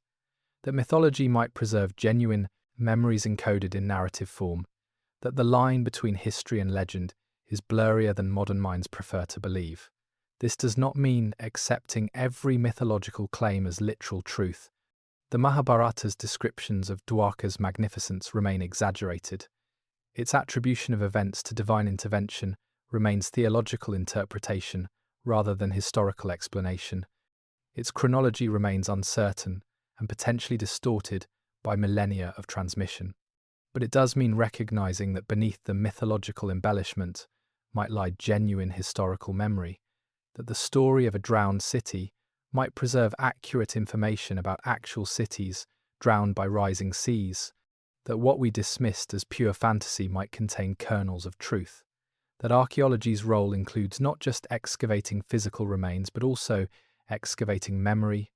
recovering the historical events that gave rise to legendary narratives. The deeper mystery is about ourselves as much as about the past, about why we forgot that coasts had changed so dramatically, why we built our cities on coastlines without remembering that previous civilizations had done the same and watched them disappear, why we failed to heed warnings encoded in ancient stories about the sea's power to claim what humans build. Dwarka's lesson is not just that the city existed and was drowned, but that this happened repeatedly, that the sea has always reclaimed coastal settlements, that rising waters are not unprecedented but part of a pattern that has occurred throughout human history, that the myths about drowned cities are not fantasies but memories, warnings from the past about what has happened before and will happen again. The turning point was not a single moment but a period spanning thousands of years, beginning around 20,000 years before present, when the last glacial maximum ended, and the great ice sheets that had covered much of the northern hemisphere began their long retreat. The melting was gradual at first, releasing water slowly, sea levels rising a few millimeters per year, changes barely perceptible within individual lifetimes, but accumulating over generations into transformations that remade the world. But around 15,000 years ago, the process accelerated. Pulses of rapid melting occurred as ice sheet dynamics changed, as warming temperatures destabilized glaciers, as feedback loops amplified changes, releasing sudden floods of meltwater that raised sea levels dramatically in geological instants that translated to human catastrophe. One particularly dramatic episode, called Meltwater Pulse 1A by geologists, occurred around 14,600 years ago, when sea levels rose by 10 to 15 meters in less than 500 years, an astonishing rate that would have been visible within individual lifetimes, that would have forced coastal populations to relocate repeatedly as waters advanced. For people living on India's western coast during this period, the changes would have been catastrophic. The continental shelf in this region is broad and shallow, meaning that every metre of sea level rise translated to kilometres of coastline lost, to vast plains drowning, to rivers becoming estuaries, to harbours becoming too deep, to settlements requiring abandonment. Archaeological evidence suggests that populations along this coast had developed sophisticated maritime cultures. By this time, communities that depended on the sea for food and trade, that had built settlements at optimal locations where rivers met the ocean, where harbours were naturally protected, where access to both marine and terrestrial resources made prosperity possible. These communities would have been the first to feel the effects of rising seas, the most vulnerable to changes that other populations might not immediately notice, the ones who watched their world literally disappearing beneath the waves. The turning point was when adaptation became impossible, when the rate of sea level rise exceeded people's ability to relocate and rebuild, when entire regions became uninhabitable, not because of conquest or drought or disease, but because the sea simply took back land that had been dry for thousands of years. Imagine living in such a time, watching the shoreline retreat year by year, seeing landmarks of childhood submerged by adulthood, knowing that the city your grandparents built was now underwater, that your own home would likely share the same fate, that your children would have to move again, and their children after them, an endless retreat inland before the advancing ocean. The psychological impact would have been profound. The sea, which had always been benefactor and resource, would have become threat and enemy, its rising waters an existential challenge that no amount of effort or sacrifice could prevent, divine will manifest as inexorable natural force. This experience would have shaped religious beliefs, created theologies that emphasized impermanence, that saw earthly achievement as temporary, that prepared people to accept loss as inevitable, that promised permanence only in spiritual realm, since physical world offered none. The Hindu concept of cyclic time, of ages that rise and fall, of creations and destructions that repeat eternally, might have roots in this experience of watching civilizations literally drown, of understanding that what humans build the universe eventually reclaims, that permanence is illusion. The turning point forced migrations on a scale difficult to comprehend, coastal populations moving inland, seeking new lands, encountering established communities, creating conflicts and accommodations, demographic shifts that would have reshaped the cultural landscape of the entire subcontinent. Some migrants would have maintained their maritime identity, settling on new coasts farther inland relative to where their ancestors had lived, establishing cities in locations that had been inland during the glacial maximum but were coastal after sea levels rose, bringing with them technologies and traditions that influenced the cultures they encountered. Others would have abandoned the sea entirely, becoming farmers or pastoralists in interior regions, their descendants eventually forgetting their maritime heritage, their family histories transforming from specific memories of coastal life into vague traditions about coming from elsewhere, from places no longer accessible, from cities that no longer existed. The cultural consequences were enormous. The end of glacial maximum and the subsequent sea level rise coincided with the Neolithic Revolution in India, the transition from hunter-gatherer to agricultural societies, the development of pottery and permanent settlements, the beginning of social stratification and specialized labor. These changes are traditionally explained as technological and social evolution,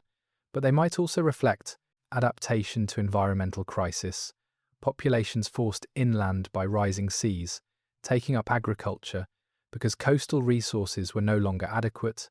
building permanent settlements because constant relocation was exhausting, developing new social structures to manage refugee populations and resource competition. The Indus Valley Civilization, which emerged around 3,300 years before the Common Era, might represent the culmination of this process.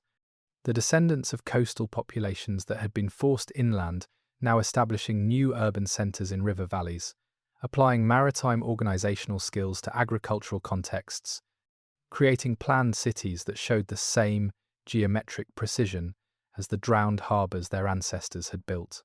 If this interpretation is correct, then the turning point was not just when seas rose, but when coastal peoples adapted, transformed, and eventually thrived in new contexts, carrying forward knowledge and memories from the drowned world. creating new civilizations that owed more to their maritime heritage than traditional histories acknowledged. The turning point was also when memory began transforming into mythology, when the specific events of drowning coastal cities became generalized into narratives about divine action, when the particular became universal, when history became religious narrative. The stories that would eventually be recorded in the Mahabharata and Puranas were probably told first by survivors of the coastal drownings, by people who had watched their cities sink, by refugees who carried memories of what they had lost, by grandchildren and great-grandchildren who heard stories of drowned places they would never see. With each retelling, the stories would have changed, details forgotten or altered, explanations added to make sense of events whose original context had become obscure, religious meaning imposed on environmental catastrophe. Krishna's departure connected to Dwarka's submersion, not because they occurred simultaneously, but because mythology required divine cause for earthly effect. But the core memory remained. Cities on the western coast had been claimed by the ocean. Prosperous settlements had vanished beneath the waves. Ancestors had lived in places that no longer existed. The sea had risen and taken what humans had built. This was the turning point. Not a single year or decade, but millennia of change, of rising seas and forced migrations, of cities built and drowned and rebuilt elsewhere, of memories preserved and transformed, of a civilization adapting to catastrophe and emerging changed but enduring. Carrying forward into the future fragments of a drowned past that would eventually be encoded in epic poetry and religious narrative, waiting to be decoded by archaeologists who would dive beneath the waves and find that the myths were memories, that the legends contained truth, that the turning point when everything changed had actually happened and left traces that survived to testify. The immediate consequence of Dwarka's submersion was not the end of civilization on Gujarat's coast, but rather transformation, a forced adaptation that would reshape the cultural landscape of Western India in ways that echoed through millennia. The populations that had depended on the drowned coastal cities did not simply vanish or perish. They moved, carrying with them knowledge, traditions, and memories, dispersing into the interior and along new coastlines, establishing settlements that would become the foundation for later civilizations. Some migrated eastward into the river valleys of Gujarat, following the Sabarmati, the Mahi, the Narmada inland, seeking fertile land where agriculture could sustain populations that could no longer depend on maritime trade, adapting coastal knowledge to riverine contexts, building new communities on higher ground where the sea could not reach. These migrants brought with them organizational skills learned from managing port cities, understanding of trade and commerce, literacy, if they possessed it, religious traditions that had developed in coastal contexts, creating hybrid cultures that blended maritime heritage with agricultural realities. Archaeological evidence shows that the period following the major sea level rise episode saw explosion of settlement in Gujarat's interior, villages and towns, appearing in regions that had been sparsely inhabited, population densities increasing dramatically, agricultural intensification supporting communities larger than the land had previously sustained. This was not random dispersal but organized migration. Populations moving in groups, maintaining social structures, establishing new settlements that preserved elements of what they had left behind, adapting traditions to new circumstances while retaining core identities. Some communities moved north along the coast, establishing new ports on coastlines that had been inland during their ancestors' time but were now at the sea's edge after water levels stabilized, maintaining maritime traditions, building ships and harbors in new locations, keeping alive the knowledge of navigation and trade that had sustained their forebears. The consequence was a renaissance of sorts, a proliferation of coastal settlements established by people who understood the sea, who brought sophisticated knowledge of shipbuilding and navigation, who maintained trade connections with distant regions, who created a network of ports that would eventually become part of the broader Indian Ocean commercial system. These new coastal cities learned from the past, building farther from the water's edge, on higher ground, with structures that could withstand storms and occasional flooding, demonstrating that the experience of watching earlier cities drown had taught lessons about vulnerability and adaptation. Others migrated south along the Konkan coast, establishing settlements in Kerala and Karnataka, bringing with them traditions that would influence the development of South Indian maritime culture, contributing to the seafaring knowledge that would eventually make this region one of the great trading zones of the ancient world. The dispersal created a diaspora, communities linked by shared heritage, even as they adapted to different environments, maintaining connections through trade and marriage, preserving stories about the drowned cities from which they traced descent, creating a network of memory that kept alive traditions that might otherwise have been lost. But perhaps the most significant consequence was cultural and religious, the way that the experience of losing cities to the sea shaped Hindu philosophy and theology, creating frameworks for understanding impermanence, loss, and the relationship between divine and natural worlds. The concept of cyclic time, of yugas, or ages that rise and fall in eternal recurrence, might have been influenced by the experience of watching civilizations drown and be rebuilt, of understanding that what humans create is temporary, that destruction and renewal are not aberrations, but fundamental patterns of existence. The emphasis on detachment from material possessions, on spiritual pursuits over earthly achievement, might reflect adaptation to a world where physical structures could disappear, where wealth accumulated over generations could be lost to forces beyond human control, where only knowledge and tradition, portable and immaterial, could be reliably transmitted. The association of Krishna with Dwarka, the narrative of the city sinking when he departed Earth, served religious purposes by connecting cosmological events to earthly catastrophes, but it also preserved memory of actual drownings, encoding in religious narrative the historical reality that coastal cities had been lost, that the divine and the geological had together shaped human destiny. The consequence for Indian civilization was a shift in focus from coast to interior, from maritime to agricultural dominance, from a culture oriented toward the sea to one more concerned with rivers and land, though coastal traditions never entirely disappeared, preserved in pockets and revived periodically when conditions allowed. The great cities of the Indus Valley civilization, Harappa and Mohenjo-Daro, were river cities rather than coastal ports, though they certainly engaged in maritime trade. Their layout and organization might reflect traditions brought from drowned coastal predecessors, the geometric planning and sophisticated drainage systems, suggesting knowledge that had been developed in maritime contexts and adapted to riverine ones.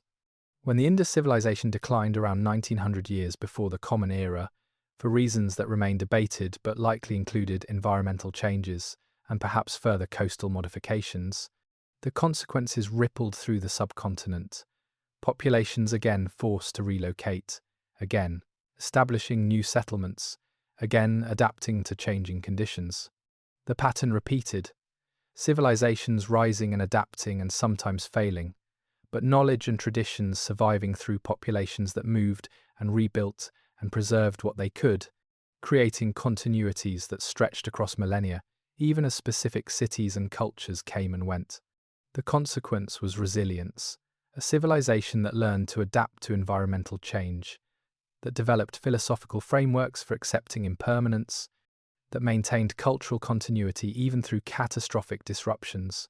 that preserved memories across thousands of years through oral traditions, that encoded history and religious narrative. But there was also loss, knowledge that was not transmitted, technologies that were forgotten, traditions that ended when the communities that practiced them disappeared, connections to the drowned past that were never recovered, questions about ancient India that can never be fully answered because the evidence lies underwater or has been destroyed by time and erosion. The consequence of Dwarka's drowning was not singular or simple but multiple and complex, affecting different populations differently, creating opportunities for some and disasters for others, forcing adaptations that shaped the trajectory of Indian civilization in ways both visible and hidden, leaving traces in archaeology, texts, traditions, beliefs, and genetic patterns that researchers are only beginning to fully appreciate. The fall of coastal cities became the rise of interior settlements. Loss became transformation, endings became beginnings. The seas advanced, forcing changes that ultimately strengthened rather than destroyed the civilization, demonstrating that catastrophe need not be terminal, that cultures can survive profound disruptions if populations adapt and preserve what matters most. The consequence was a civilization shaped by water, both river and sea.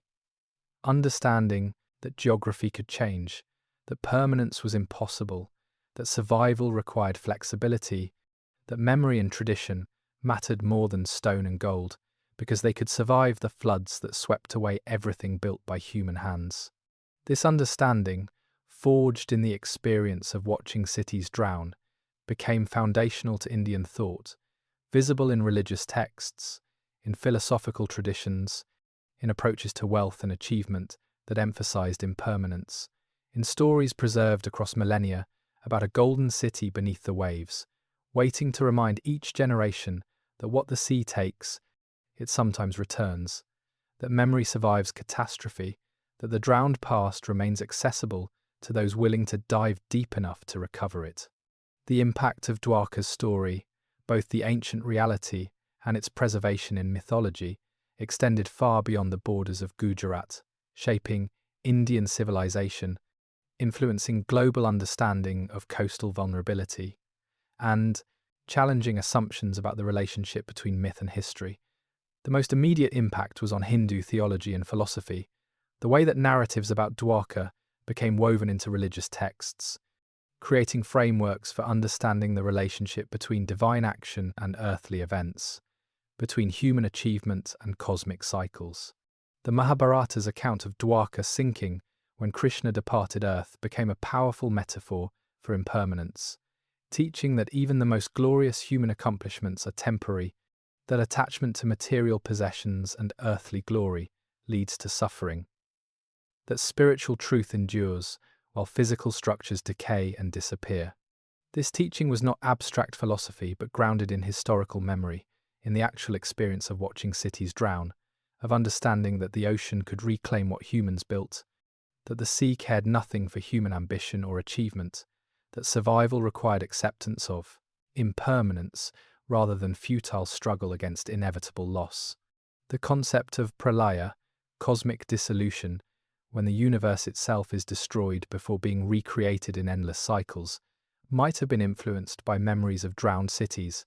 the earthly experience of destruction and renewal extrapolated to cosmic scale, making sense of catastrophe by placing it in framework of eternal recurrence. This philosophical framework shaped how millions of people understood their relationship to material world, encouraging detachment, emphasizing spiritual over physical,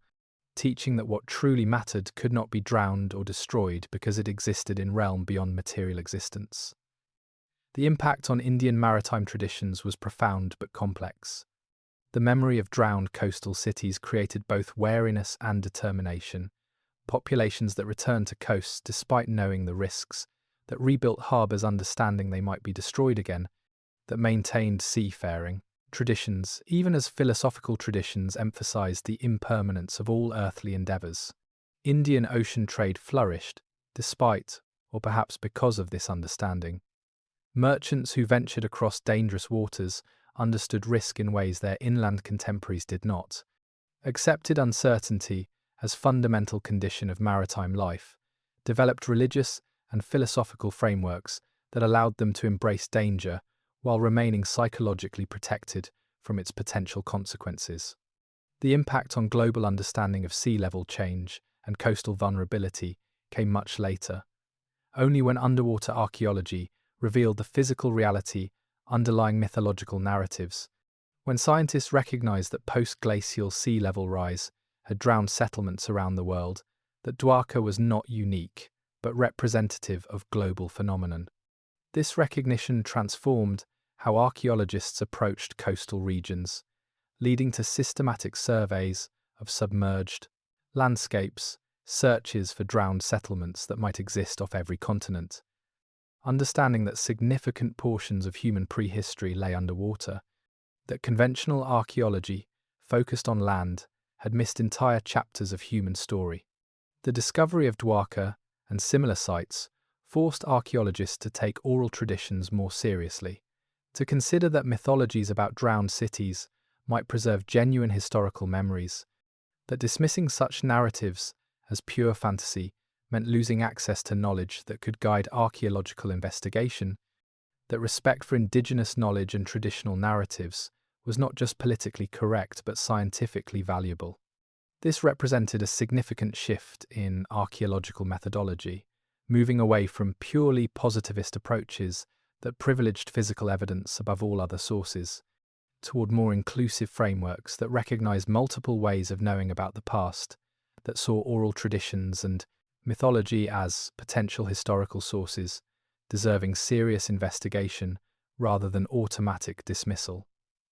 The impact on Indian nationalism and cultural identity was significant and sometimes problematic.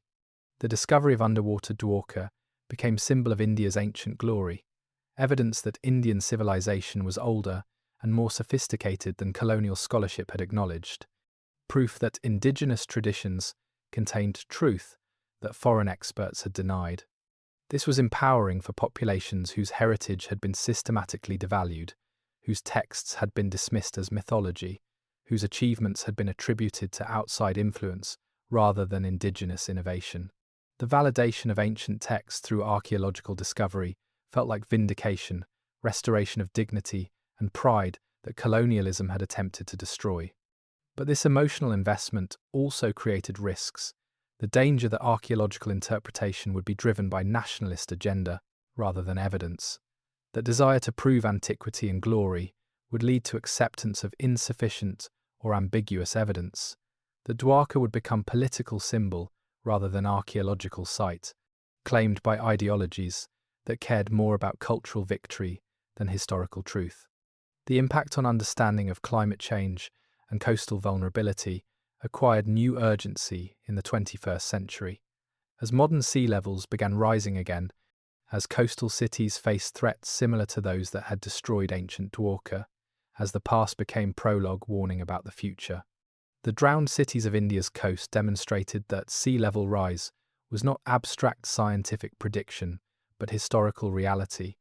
that it had happened before on massive scale, that entire civilizations had been forced to relocate, that the consequences included not just property loss, but cultural transformation, population displacement, and suffering on scales difficult to imagine. The lessons from Dwarka were clear. Coastal civilizations are inherently vulnerable. Adaptation requires accepting impermanence. Survival demands flexibility and willingness to relocate. Preservation of culture and knowledge matters more than preservation of structures. Memory can survive catastrophe if properly maintained. But modern societies struggle to apply these lessons, continuing to invest in coastal infrastructure, building cities at sea level, acting as if coastlines were permanent, ignoring warnings from the past that the sea could and would reclaim land that humans treated as permanently settled. The impact on global consciousness was the recognition that humanity had faced climate change before, that ancient peoples had endured environmental catastrophes and survived, that their experiences were relevant to modern challenges, that mythologies and oral traditions might contain warnings and wisdom that technological societies needed but had forgotten. Dwarka's story became cautionary tale, about hubris, about building without considering long-term environmental change, about assuming that current conditions were permanent, about the danger of forgetting that nature ultimately controls the boundaries between land and sea. The impact was also methodological, demonstrating the value of interdisciplinary research, combining archaeology with geology, oceanography, textual studies, oral history, environmental science, creating holistic approaches that no single discipline could achieve alone, showing that complex questions required complex methods, that truth emerged from synthesis rather than specialization. The discovery transformed understanding of human history, revealing that coastal civilizations had been far more important than land-focused archaeology had recognized, that maritime cultures had developed earlier and more extensively than previously believed, that the sea had been highway rather than barrier for prehistoric peoples, that significant portions of human story lay beneath the waves waiting to be recovered. The impact of Dwarka was thus multiple and ongoing, touching theology and archaeology, nationalism and climate science, mythology and maritime history, demonstrating that single archaeological site could resonate across disciplines and decades, that the drowned city still had lessons to teach, that the waves that had claimed it had not erased its significance but rather preserved it, waiting for a time when its story would be needed again. Behind the grand narrative of cities rising and falling, behind the geological forces and archaeological evidence, behind the religious texts and scientific debates, there were people, individuals whose names are lost, but whose humanity remains accessible through fragments and inference, through imagination informed by evidence. There was a merchant whose name no one recorded, who lived in Dwarka perhaps 3,000 years ago, who made his living from the sea, who owned ships or shares in vessels, who traded up and down the Gujarat coast, and perhaps across the Arabian Sea to distant ports. He would have risen before dawn, as merchants always have, checking the sky for weather signs, consulting with captains about tides and winds, calculating profits and risks, worrying about cargo and competition, living with the constant uncertainty that defined maritime commerce. He would have walked the harbour at sunrise, watching ships being loaded, their hulls sitting low in the water as goods were stowed, copper from inland mines, pottery from local workshops, grain and cloth and dried fish, commodities that other ports wanted, that would return profit if they arrived safely, that represented months of investment that could be lost to storm or piracy or simple bad luck. Perhaps he had a family, a wife who managed the household, who kept accounts when he was away, who raised children in a port city where the sea was both provider and threat, who worried every time ships departed knowing that some would not return, that the ocean was unforgiving of mistakes, that prosperity and catastrophe were separated by winds beyond human control. What did he think as he watched the shoreline changing, as beaches that had been landmarks in his youth slowly disappeared, as the harbour required constant dredging to remain functional, as everyone whispered about the sea's advance, about ancestors who spoke of the coast being farther out, about land that now lay beneath the waves? Did he believe the priests who said it was divine will, that the gods were reclaiming the land, that human sin or cosmic cycles explained the rising waters? Or did he suspect, as some practical men might, that the explanations were insufficient, that something larger than human understanding was occurring, that the world itself was changing in ways that made the future uncertain? There was a woman whose existence is suggested only by artifacts, by pottery that seems designed for domestic use, by remains of structures that appear to be residences, by the fact that ports require populations to sustain them, and populations include women, even when historical records mention only men. She might have been a potter, one of the craftsmen who produced the ceramics that archaeologists now study, who learned the trade from her mother, who knew by touch how wet clay should feel, how hot fires needed to be, which designs sold well, and which gathered dust in the workshop. Her hands would have been permanently stained by clay and pigments, her back sore from sitting at the wheel, her eyes sharp from years of judging when vessels were ready to be removed from the kiln, when glazes had reached perfect temperature, when pieces were ready for market. Did she understand that her work would survive millennia underwater, that fragments of her pottery would be recovered by divers thousands of years later,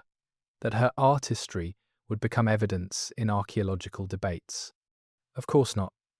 She worked for immediate purposes, for income and pride and the satisfaction of craft well executed, creating objects she expected to last years or decades at most,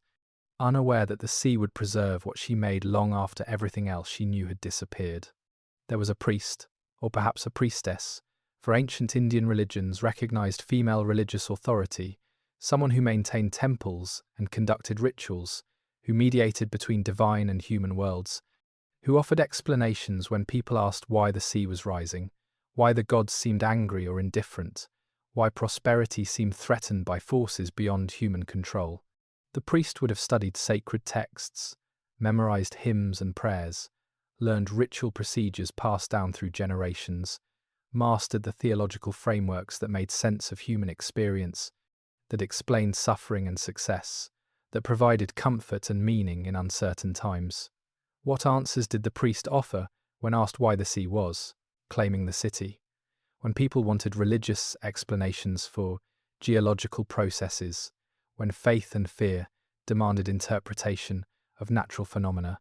the answers given shaped how populations understood their situation,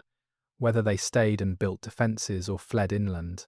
whether they saw the future as catastrophe or adaptation.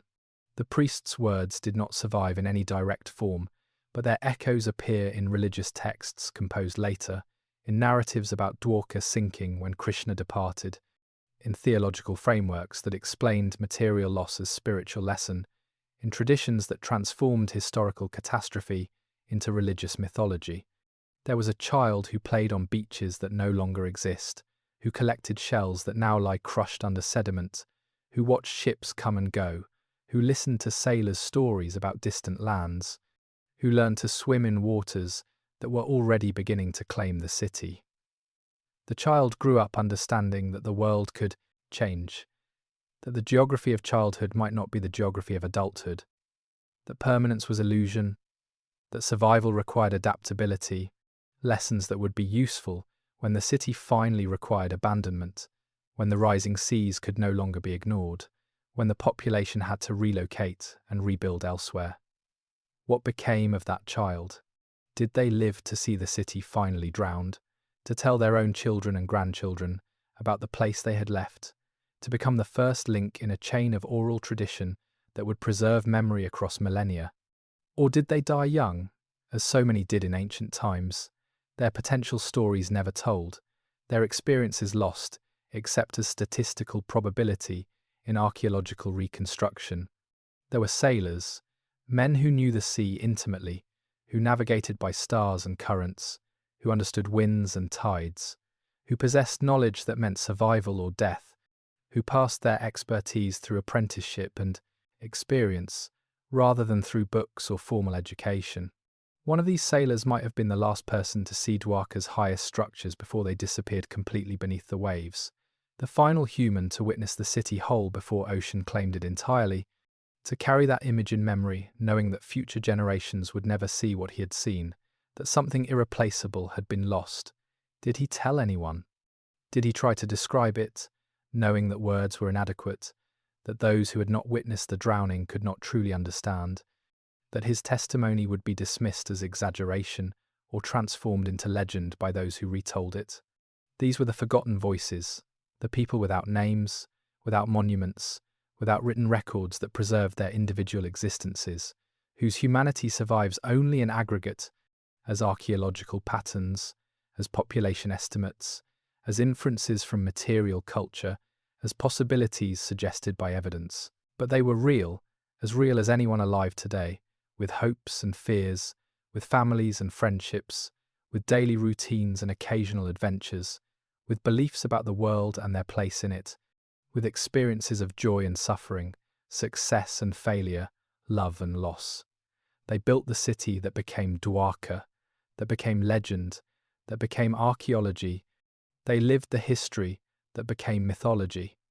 They experienced the catastrophe that became cultural memory. They were the human reality beneath the grand narratives, the individuals whose aggregate choices and experiences created the patterns that historians study and archaeologists excavate. Their voices are forgotten, but their presence remains, encoded in the artifacts they made, in the structures they built, in the traditions they preserved, in the genetic and cultural legacy they passed to descendants who eventually forgot the specific stories, but retained the general truth, that ancestors had lived on coasts that were now drowned, that the sea had claimed cities, that survival required adaptation, that memory mattered more than monuments because it could survive the floods that swept away everything else. The opposition to Dwarka's archaeological investigation came from multiple directions, from scholars who doubted the evidence, from religious communities who resented secular analysis of sacred sites, from natural forces that continued eroding the underwater remains, and from political tensions that made objective investigation difficult. Academic skepticism was the most vocal opposition, particularly from archaeologists trained in Western traditions who viewed the connection between underwater ruins and mythological Dwarka as wishful thinking at best, nationalist pseudo-archaeology at worst. These critics argued that the structures could be natural formations, that the human eye sees patterns even in random arrangements, that underwater archaeology's inherent difficulties made misidentification easy, that without more rigorous dating and analysis, the claims about Dwarka remained unproven speculation rather than established fact. They pointed out that three-holed stone anchors, often cited as evidence of ancient maritime culture, had been used for thousands of years, that their presence proved seafaring, but not any particular date or cultural attribution, that similar anchors existed at sites up and down the Indian coast, that nothing about them specifically connected to mythological Dwarka. The pottery and other artifacts could be from various periods, skeptics argued, mixed by currents and sediment movement, creating false associations, making structures appear contemporary with artifacts that had simply settled nearby, leading to conclusions unsupported by stratigraphic evidence. The carbon dates were problematic, spread across too wide a range, some astonishingly ancient, others relatively recent, suggesting either contamination, methodological problems, or multiple occupations that complicated rather than clarified the site's history. These academic criticisms were valid and important, essential for maintaining standards, for preventing archaeology from becoming a tool of ideology, for ensuring that conclusions were based on evidence rather than desire, for protecting the discipline's credibility and integrity. But some skepticism crossed into dismissiveness, refusing to engage seriously with evidence, assuming that any connection between archaeology and mythology must be false, treating Indian scholars as inherently biased, while considering Western archaeologists as neutral arbiters, maintaining colonial-era attitudes about who had authority to interpret India's past. This opposition frustrated Indian archaeologists who saw double standards. Western scholars demanding levels of proof for Indian sites that were not required for Mediterranean or Near Eastern archaeology, where connections between texts and ruins were routinely accepted with less rigorous evidence, where Troy and Jericho and Babylon had been identified based partly on mythological sources, without facing the same skepticism that Dwarka encountered. Religious opposition came from unexpected quarters, from Hindu traditionalists who viewed archaeological investigation as disrespectful, who believed that sacred sites should not be subject to secular analysis, that digging in places associated with Krishna was sacrilege, that scientific inquiry was inappropriate for matters of faith. Some religious leaders argued that Dwarka's reality did not need archaeological proof, that faith provided sufficient evidence, that believers knew the city had existed because sacred texts said so, that physical evidence was irrelevant or even dangerous, potentially contradicting religious narratives, forcing uncomfortable choices between faith and fact.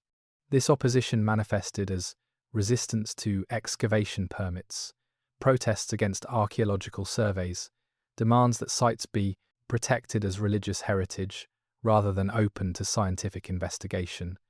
Tensions between preservationists who wanted underwater remains left undisturbed and researchers who needed access to advanced knowledge.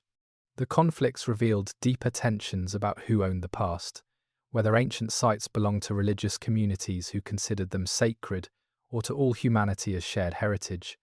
whether scientific knowledge justified disturbing places that had spiritual significance, whether archaeology and religion could coexist, or were fundamentally incompatible approaches to understanding history. Political opposition emerged from the site's use in cultural nationalism,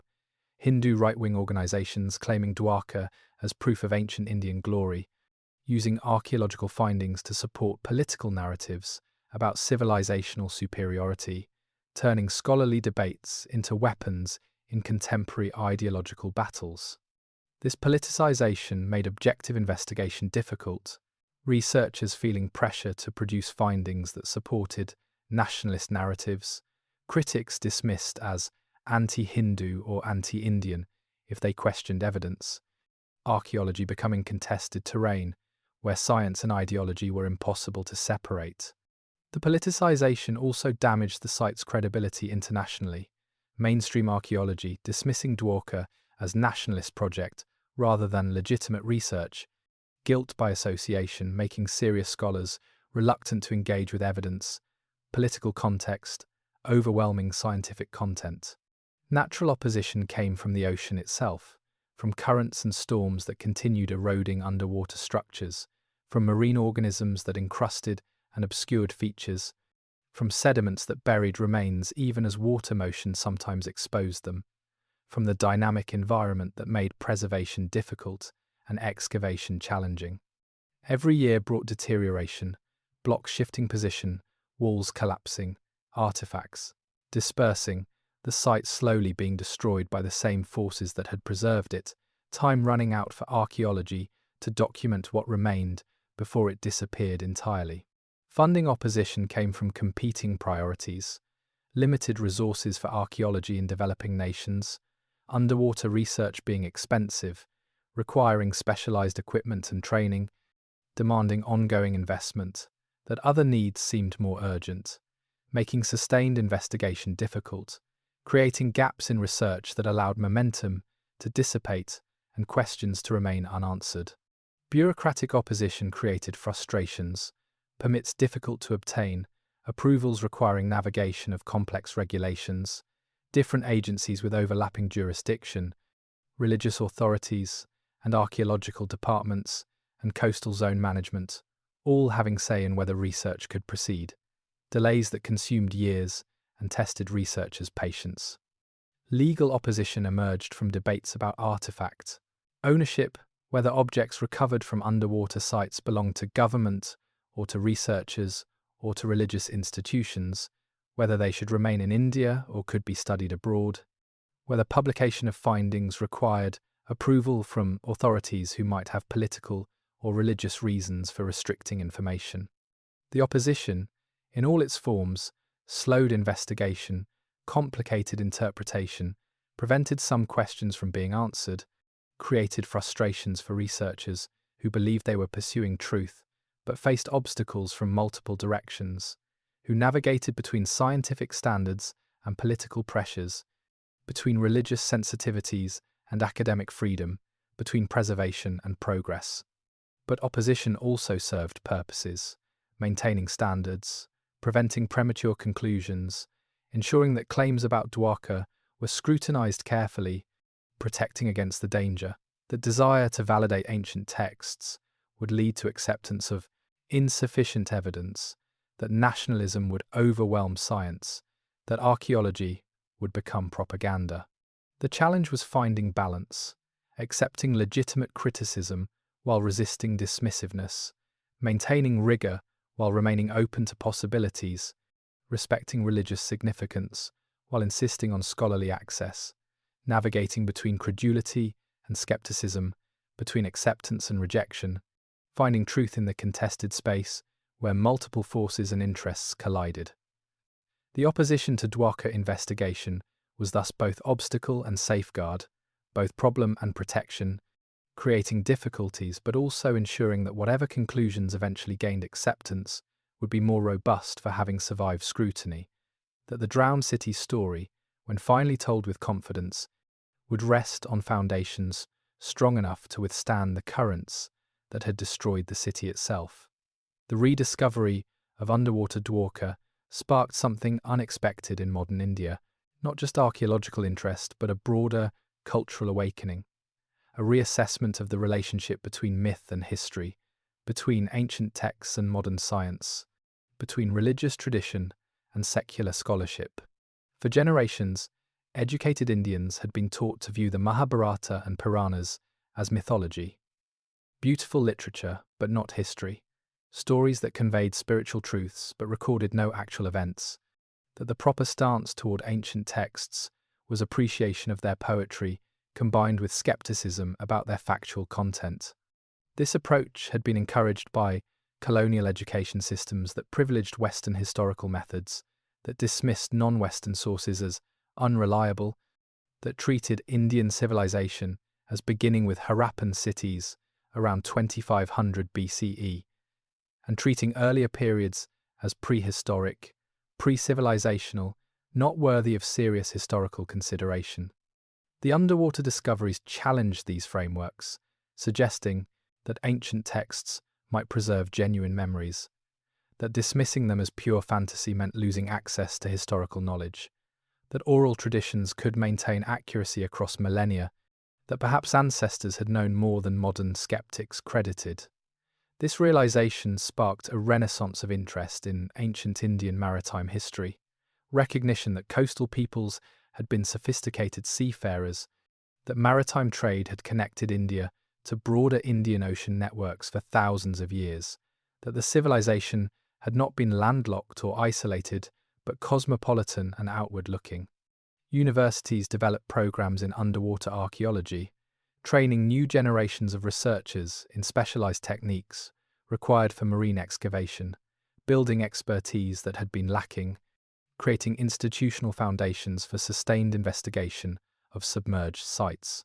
The government invested in marine archaeology, establishing dedicated units, purchasing equipment, funding expeditions, recognizing both the scientific importance and the cultural significance of recovering India's drowned past,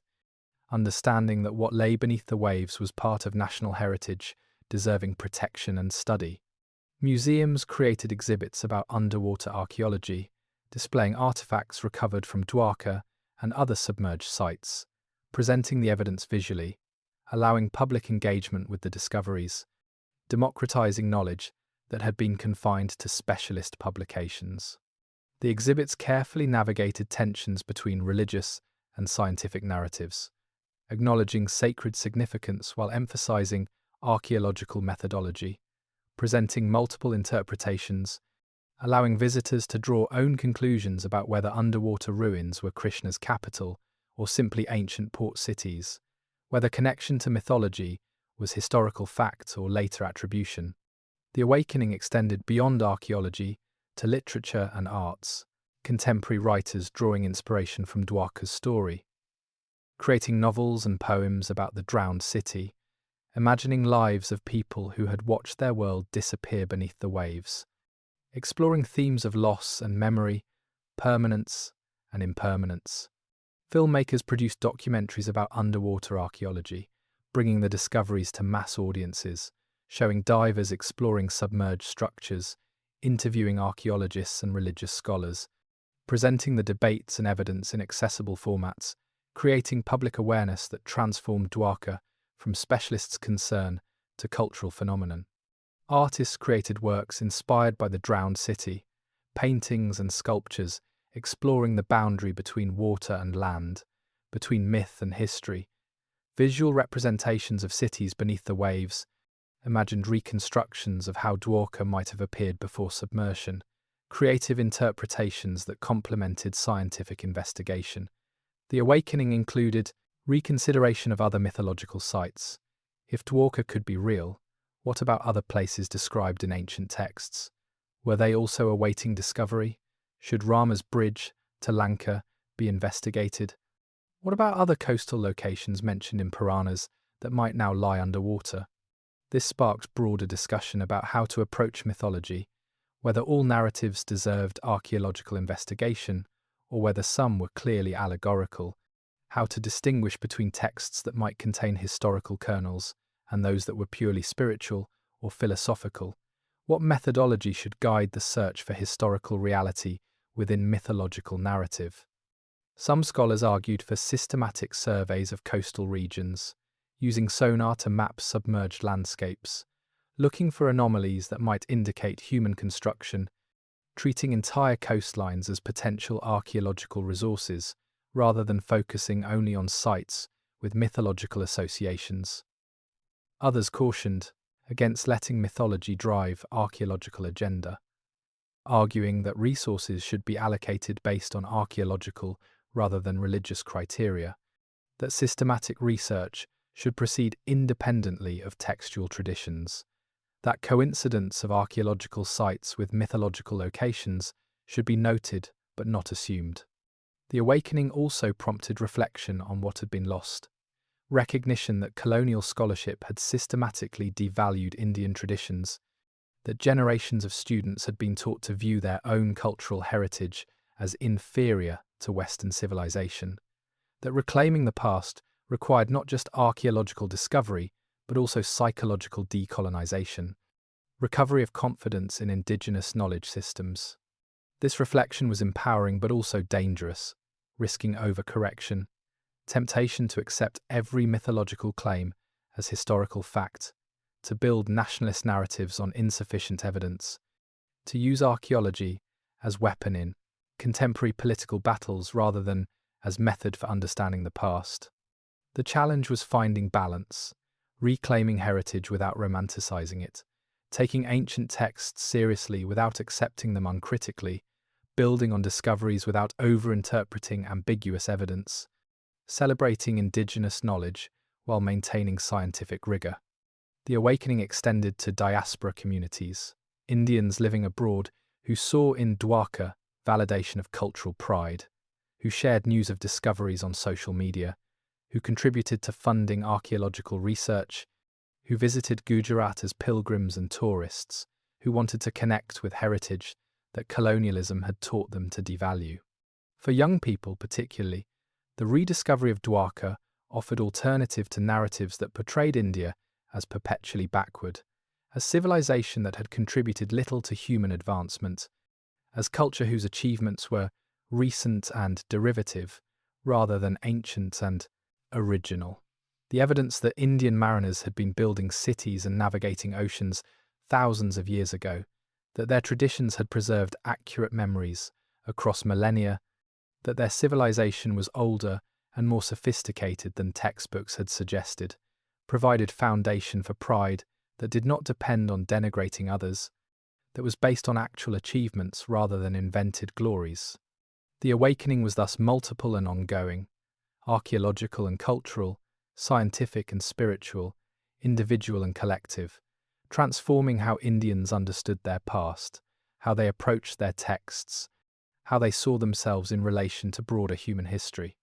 It demonstrated that archaeology could be catalyst for cultural renewal, that discoveries beneath the waves could ripple through contemporary consciousness, that the drowned city still had power to inspire, to challenge, to awaken, that Dwarka's legacy was not confined to the past, but continued shaping the pop's present, that memory recovered, was identity restored, that the underwater ruins testified not just to what had been lost, but to what endured. The deepest truth about Dwarka is not whether the underwater structures are Krishna's capital, or how old they might be, or what their connection to the Mahabharata actually was, though these questions remain important and contested. The deepest truth is that the boundary between myth and history is far less clear than modern minds prefer to believe,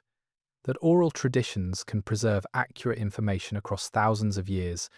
that religious narratives often encode genuine historical memories in symbolic form, that what we dismiss as legend frequently contains kernels of truth, waiting to be recovered. This revelation challenges fundamental assumptions about how knowledge is transmitted and validated, about what sources deserve credibility, about the relationship between different ways of knowing the past, about the limitations of purely scientific approaches that dismiss non-empirical sources as irrelevant. Western scholarship developed in contexts that privileged written records over oral traditions, that trusted documents but doubted stories, that assumed literacy was necessary for reliable historical memory, that treated non-literate cultures as prehistoric, as having no history in proper sense because they left no written records. This framework worked adequately for civilizations that produced extensive written documentation, that left archives and inscriptions, that could be understood through texts analyzed according to established philological methods. But it failed spectacularly when applied to oral cultures, to societies that transmitted knowledge through stories and songs, through ritual and performance, through carefully structured narratives passed from generation to generation, through memorization techniques that could preserve information with remarkable accuracy across centuries. Indigenous Australians demonstrated this capacity, maintaining accurate memories of coastal geography from before sea level rise more than 7,000 years ago, information that Western scholars initially dismissed as dreamtime mythology, but that geological research eventually validated as factually correct. If Aboriginal traditions could preserve such memories, why should Indian traditions be incapable of similar feats? The revelation from Dwarka was that they were indeed capable, that the Mahabharata's account of a drowned coastal city might be not pure invention but cultural memory, that beneath the mythological elaboration lay genuine historical events. This did not mean accepting every detail literally. The golden walls and cloud-touching ramparts remained poetic embellishment.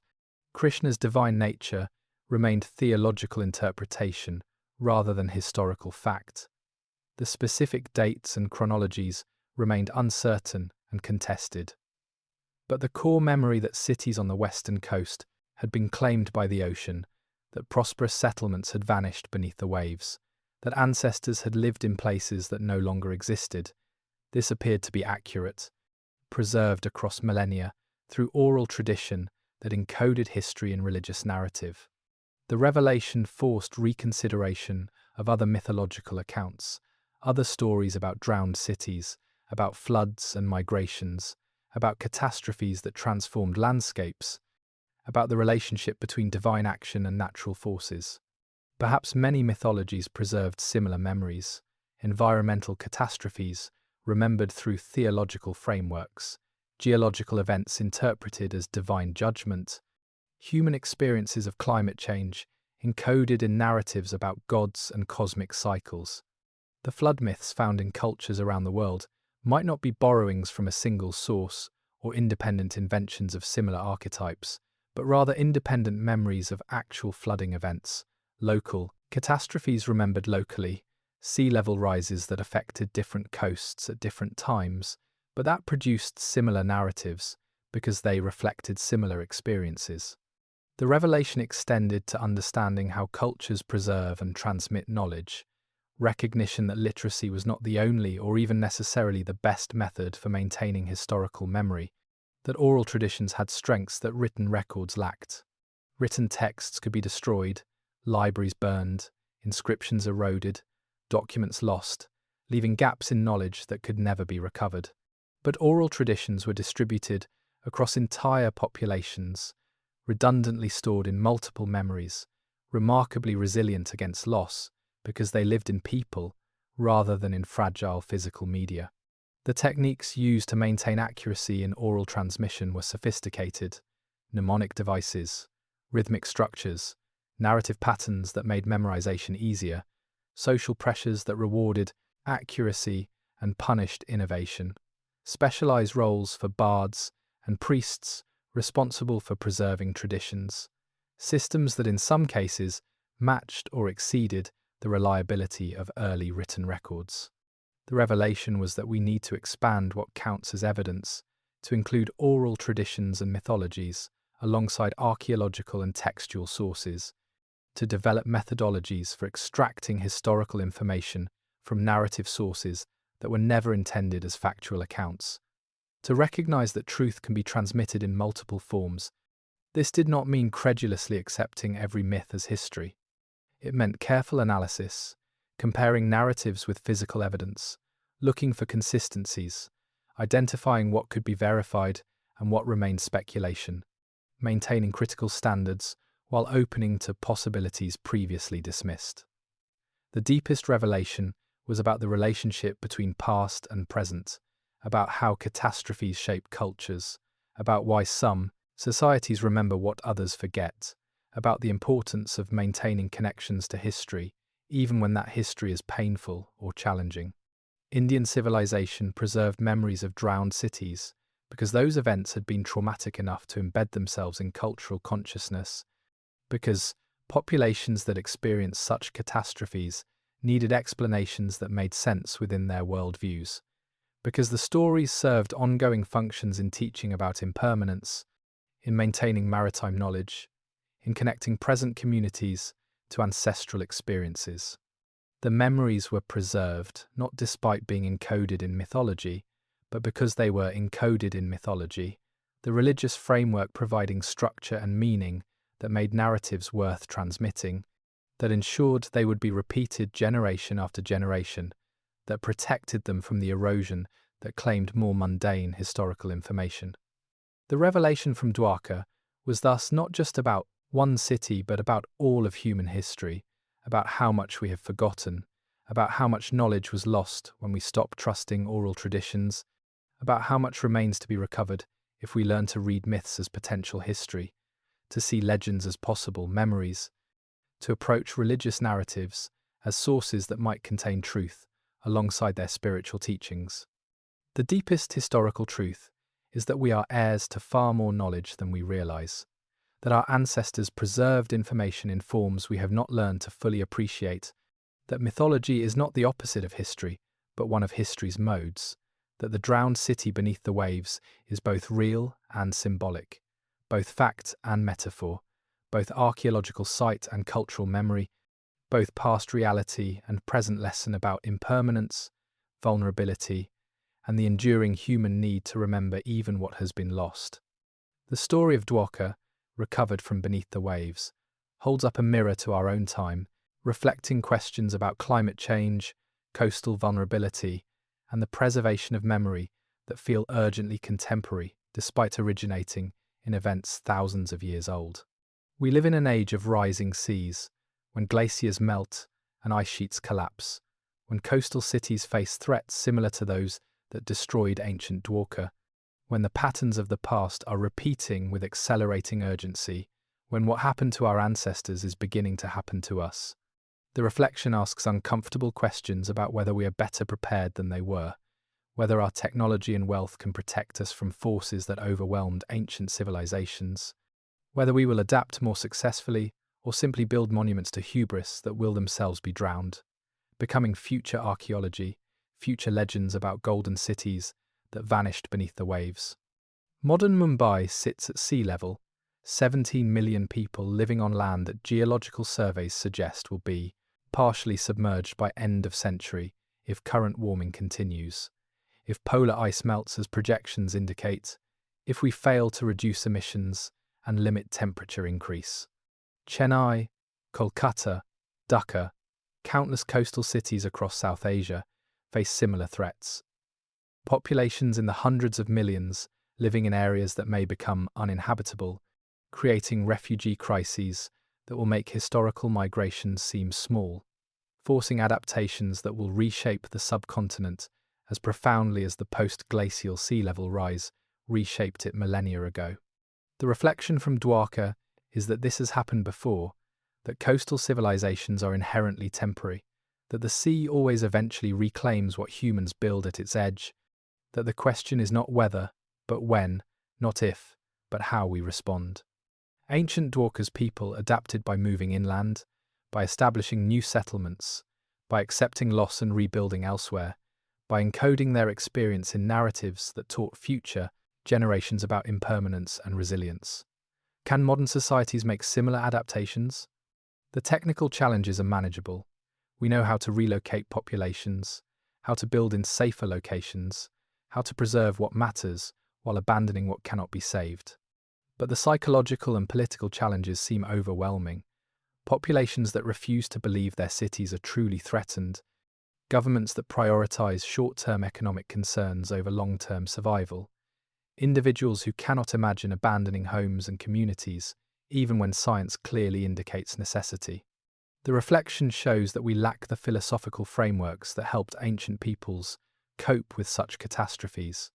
the acceptance of impermanence that made relocation psychologically possible, the understanding that material possessions are temporary, that what truly matters, knowledge and culture and human relationships, can survive loss of physical structures. Modern societies have invested too much faith in permanence, in the illusion that technology can overcome nature, that wealth can purchase safety, that the future will resemble the present, but with improvements, that the world our children inherit will be fundamentally similar to the one we know. Dwarka teaches that this assumption is false, that dramatic change is not only possible but inevitable, that what seems permanent, coastlines and cities and entire civilizations, can disappear with shocking rapidity when environmental conditions shift, that the question is not whether change will occur, but whether we will adapt successfully or catastrophically. The reflection also concerns memory, how future generations will remember our time, whether our cities will be preserved archaeologically or lost entirely, whether our warnings about climate change will be heeded or dismissed,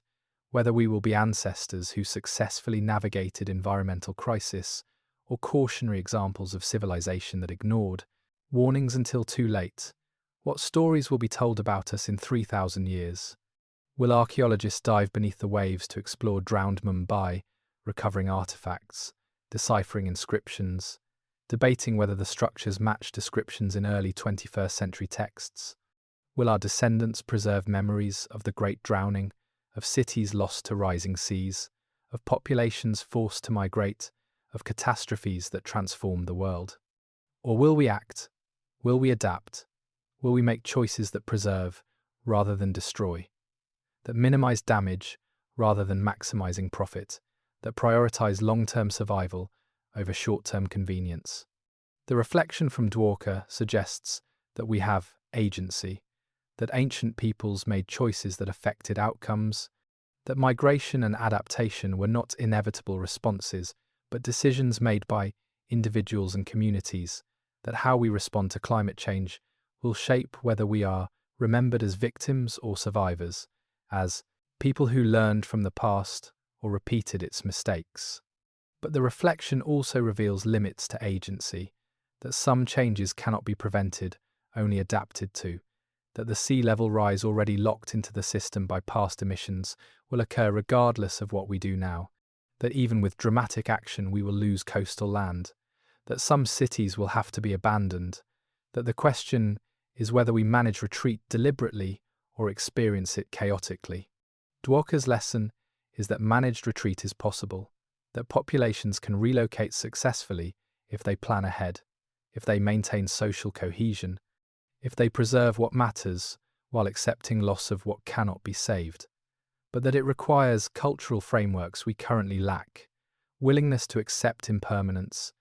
to prioritize collective survival over individual property rights, to make sacrifices for future generations.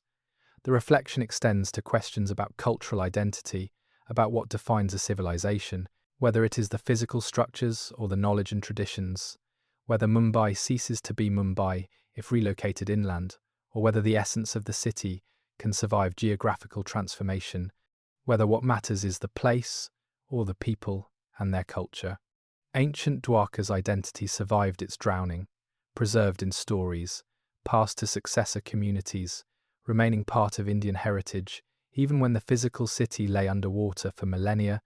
demonstrating that cultural continuity can survive geographical discontinuity, that what defines us is more than location. The reflection asks whether we are prepared to make similar sacrifices, to accept that our cities might become legends, that future generations might know them only through photographs and stories, through archaeological investigations that recover fragments from beneath the waves, through oral traditions that preserve memory of what was lost. Are we building cultures that can survive such transformations? Are we preserving knowledge in forms that will endure? Are we creating narratives that will help future generations understand what happened, why it happened, how we responded or failed to respond? The reflection from Dwarka is ultimately about humility, about recognizing that we are not the first civilization to face catastrophic environmental change, not the first to confront forces beyond our control, not uniquely vulnerable or uniquely capable, but rather participants in patterns that have repeated throughout human history, latest generation to face the sea's advance, to make choices about adaptation and preservation, to determine what we will save and what we must abandon. What it means for us is this: the drowned city beneath the waves is both past and prologue, both history and prophecy, both lesson about what happened and warning about what might happen, both vindication of ancient wisdom and challenge to modern assumptions, both archaeological site and mirror reflecting our own vulnerability, our own choices, our own future. The reflection asks what we will do with this knowledge, whether we will learn from Dwarka or repeat its story, whether we will adapt or deny, whether we will preserve or abandon, whether future archaeologists will find our ruins and wonder why we did not heed the warnings that were so clear, or whether they will study our responses and learn how we successfully navigated transformation that others before us had faced, that they too will one day face, that the sea always imposes on those who build at its edge. The ruins rest beneath the Arabian Sea still, 30 feet below the surface, touched by currents that carry sediment in endless cycles of burial and exposure, encrusted with coral and marine life, worn by the constant motion of water that has shaped them for thousands of years. Divers descend through green water, following guidelines that disappear into murk, their lights revealing fragments of walls that emerge from sand like broken promises, stone blocks that once supported buildings where people lived and worked and prayed, now home only to fish that dart between encrusted surfaces, to crabs that scuttle across stones laid by human hands in ages past. The structures are less distinct than they once were. Erosion constant, storms periodically rearranging what currents had exposed, time and ocean working together to slowly dismantle what remained, returning human construction to natural state, reclaiming the architectural ambitions of ancient builders who thought they were creating permanence. But something endures, not the structures themselves, which will eventually disappear entirely, ground down by waves and time, but the knowledge they represent, the understanding they force upon us about vulnerability and memory, about the relationship between what we build and what survives, about the difference between physical monuments and cultural legacy. The legacy in stone is diminishing, each year bringing further deterioration. Each storm potentially scattering blocks that have held position for millennia, each season of strong currents eroding features that archaeologists hope to document, time running out for recording what remains before the ocean completes the work of destruction that began when the city was first submerged. Efforts at preservation face enormous challenges. Underwater sites inherently difficult to protect, marine environments corrosive, covering structures with protective barriers, impractical at such scale, the ocean's power ultimately overwhelming human attempts at conservation. So the strategy has shifted from preservation to documentation, to recording what exists before it disappears, to creating three-dimensional models using photogrammetry, to archiving measurements and photographs that will allow future researchers to study the site even after physical structures have degraded beyond recognition. The legacy and memory is more durable, though also requiring active maintenance, stories that need retelling, knowledge that demands transmission, understanding that must be passed to new generations, or it will be lost as surely as the underwater structures themselves. The Mahabharata continues to be recited, performed, studied, its narrative about Dwarka reaching new audiences through television and film, through books and websites, through pilgrimages to modern Dwarka, where believers come to connect with sacred history, where the drowned city remains present in imagination, even when absent from sight. The archaeological discoveries have enriched this memory, adding factual foundation to mythological narrative, demonstrating that beneath the religious embellishment lay genuine historical reality,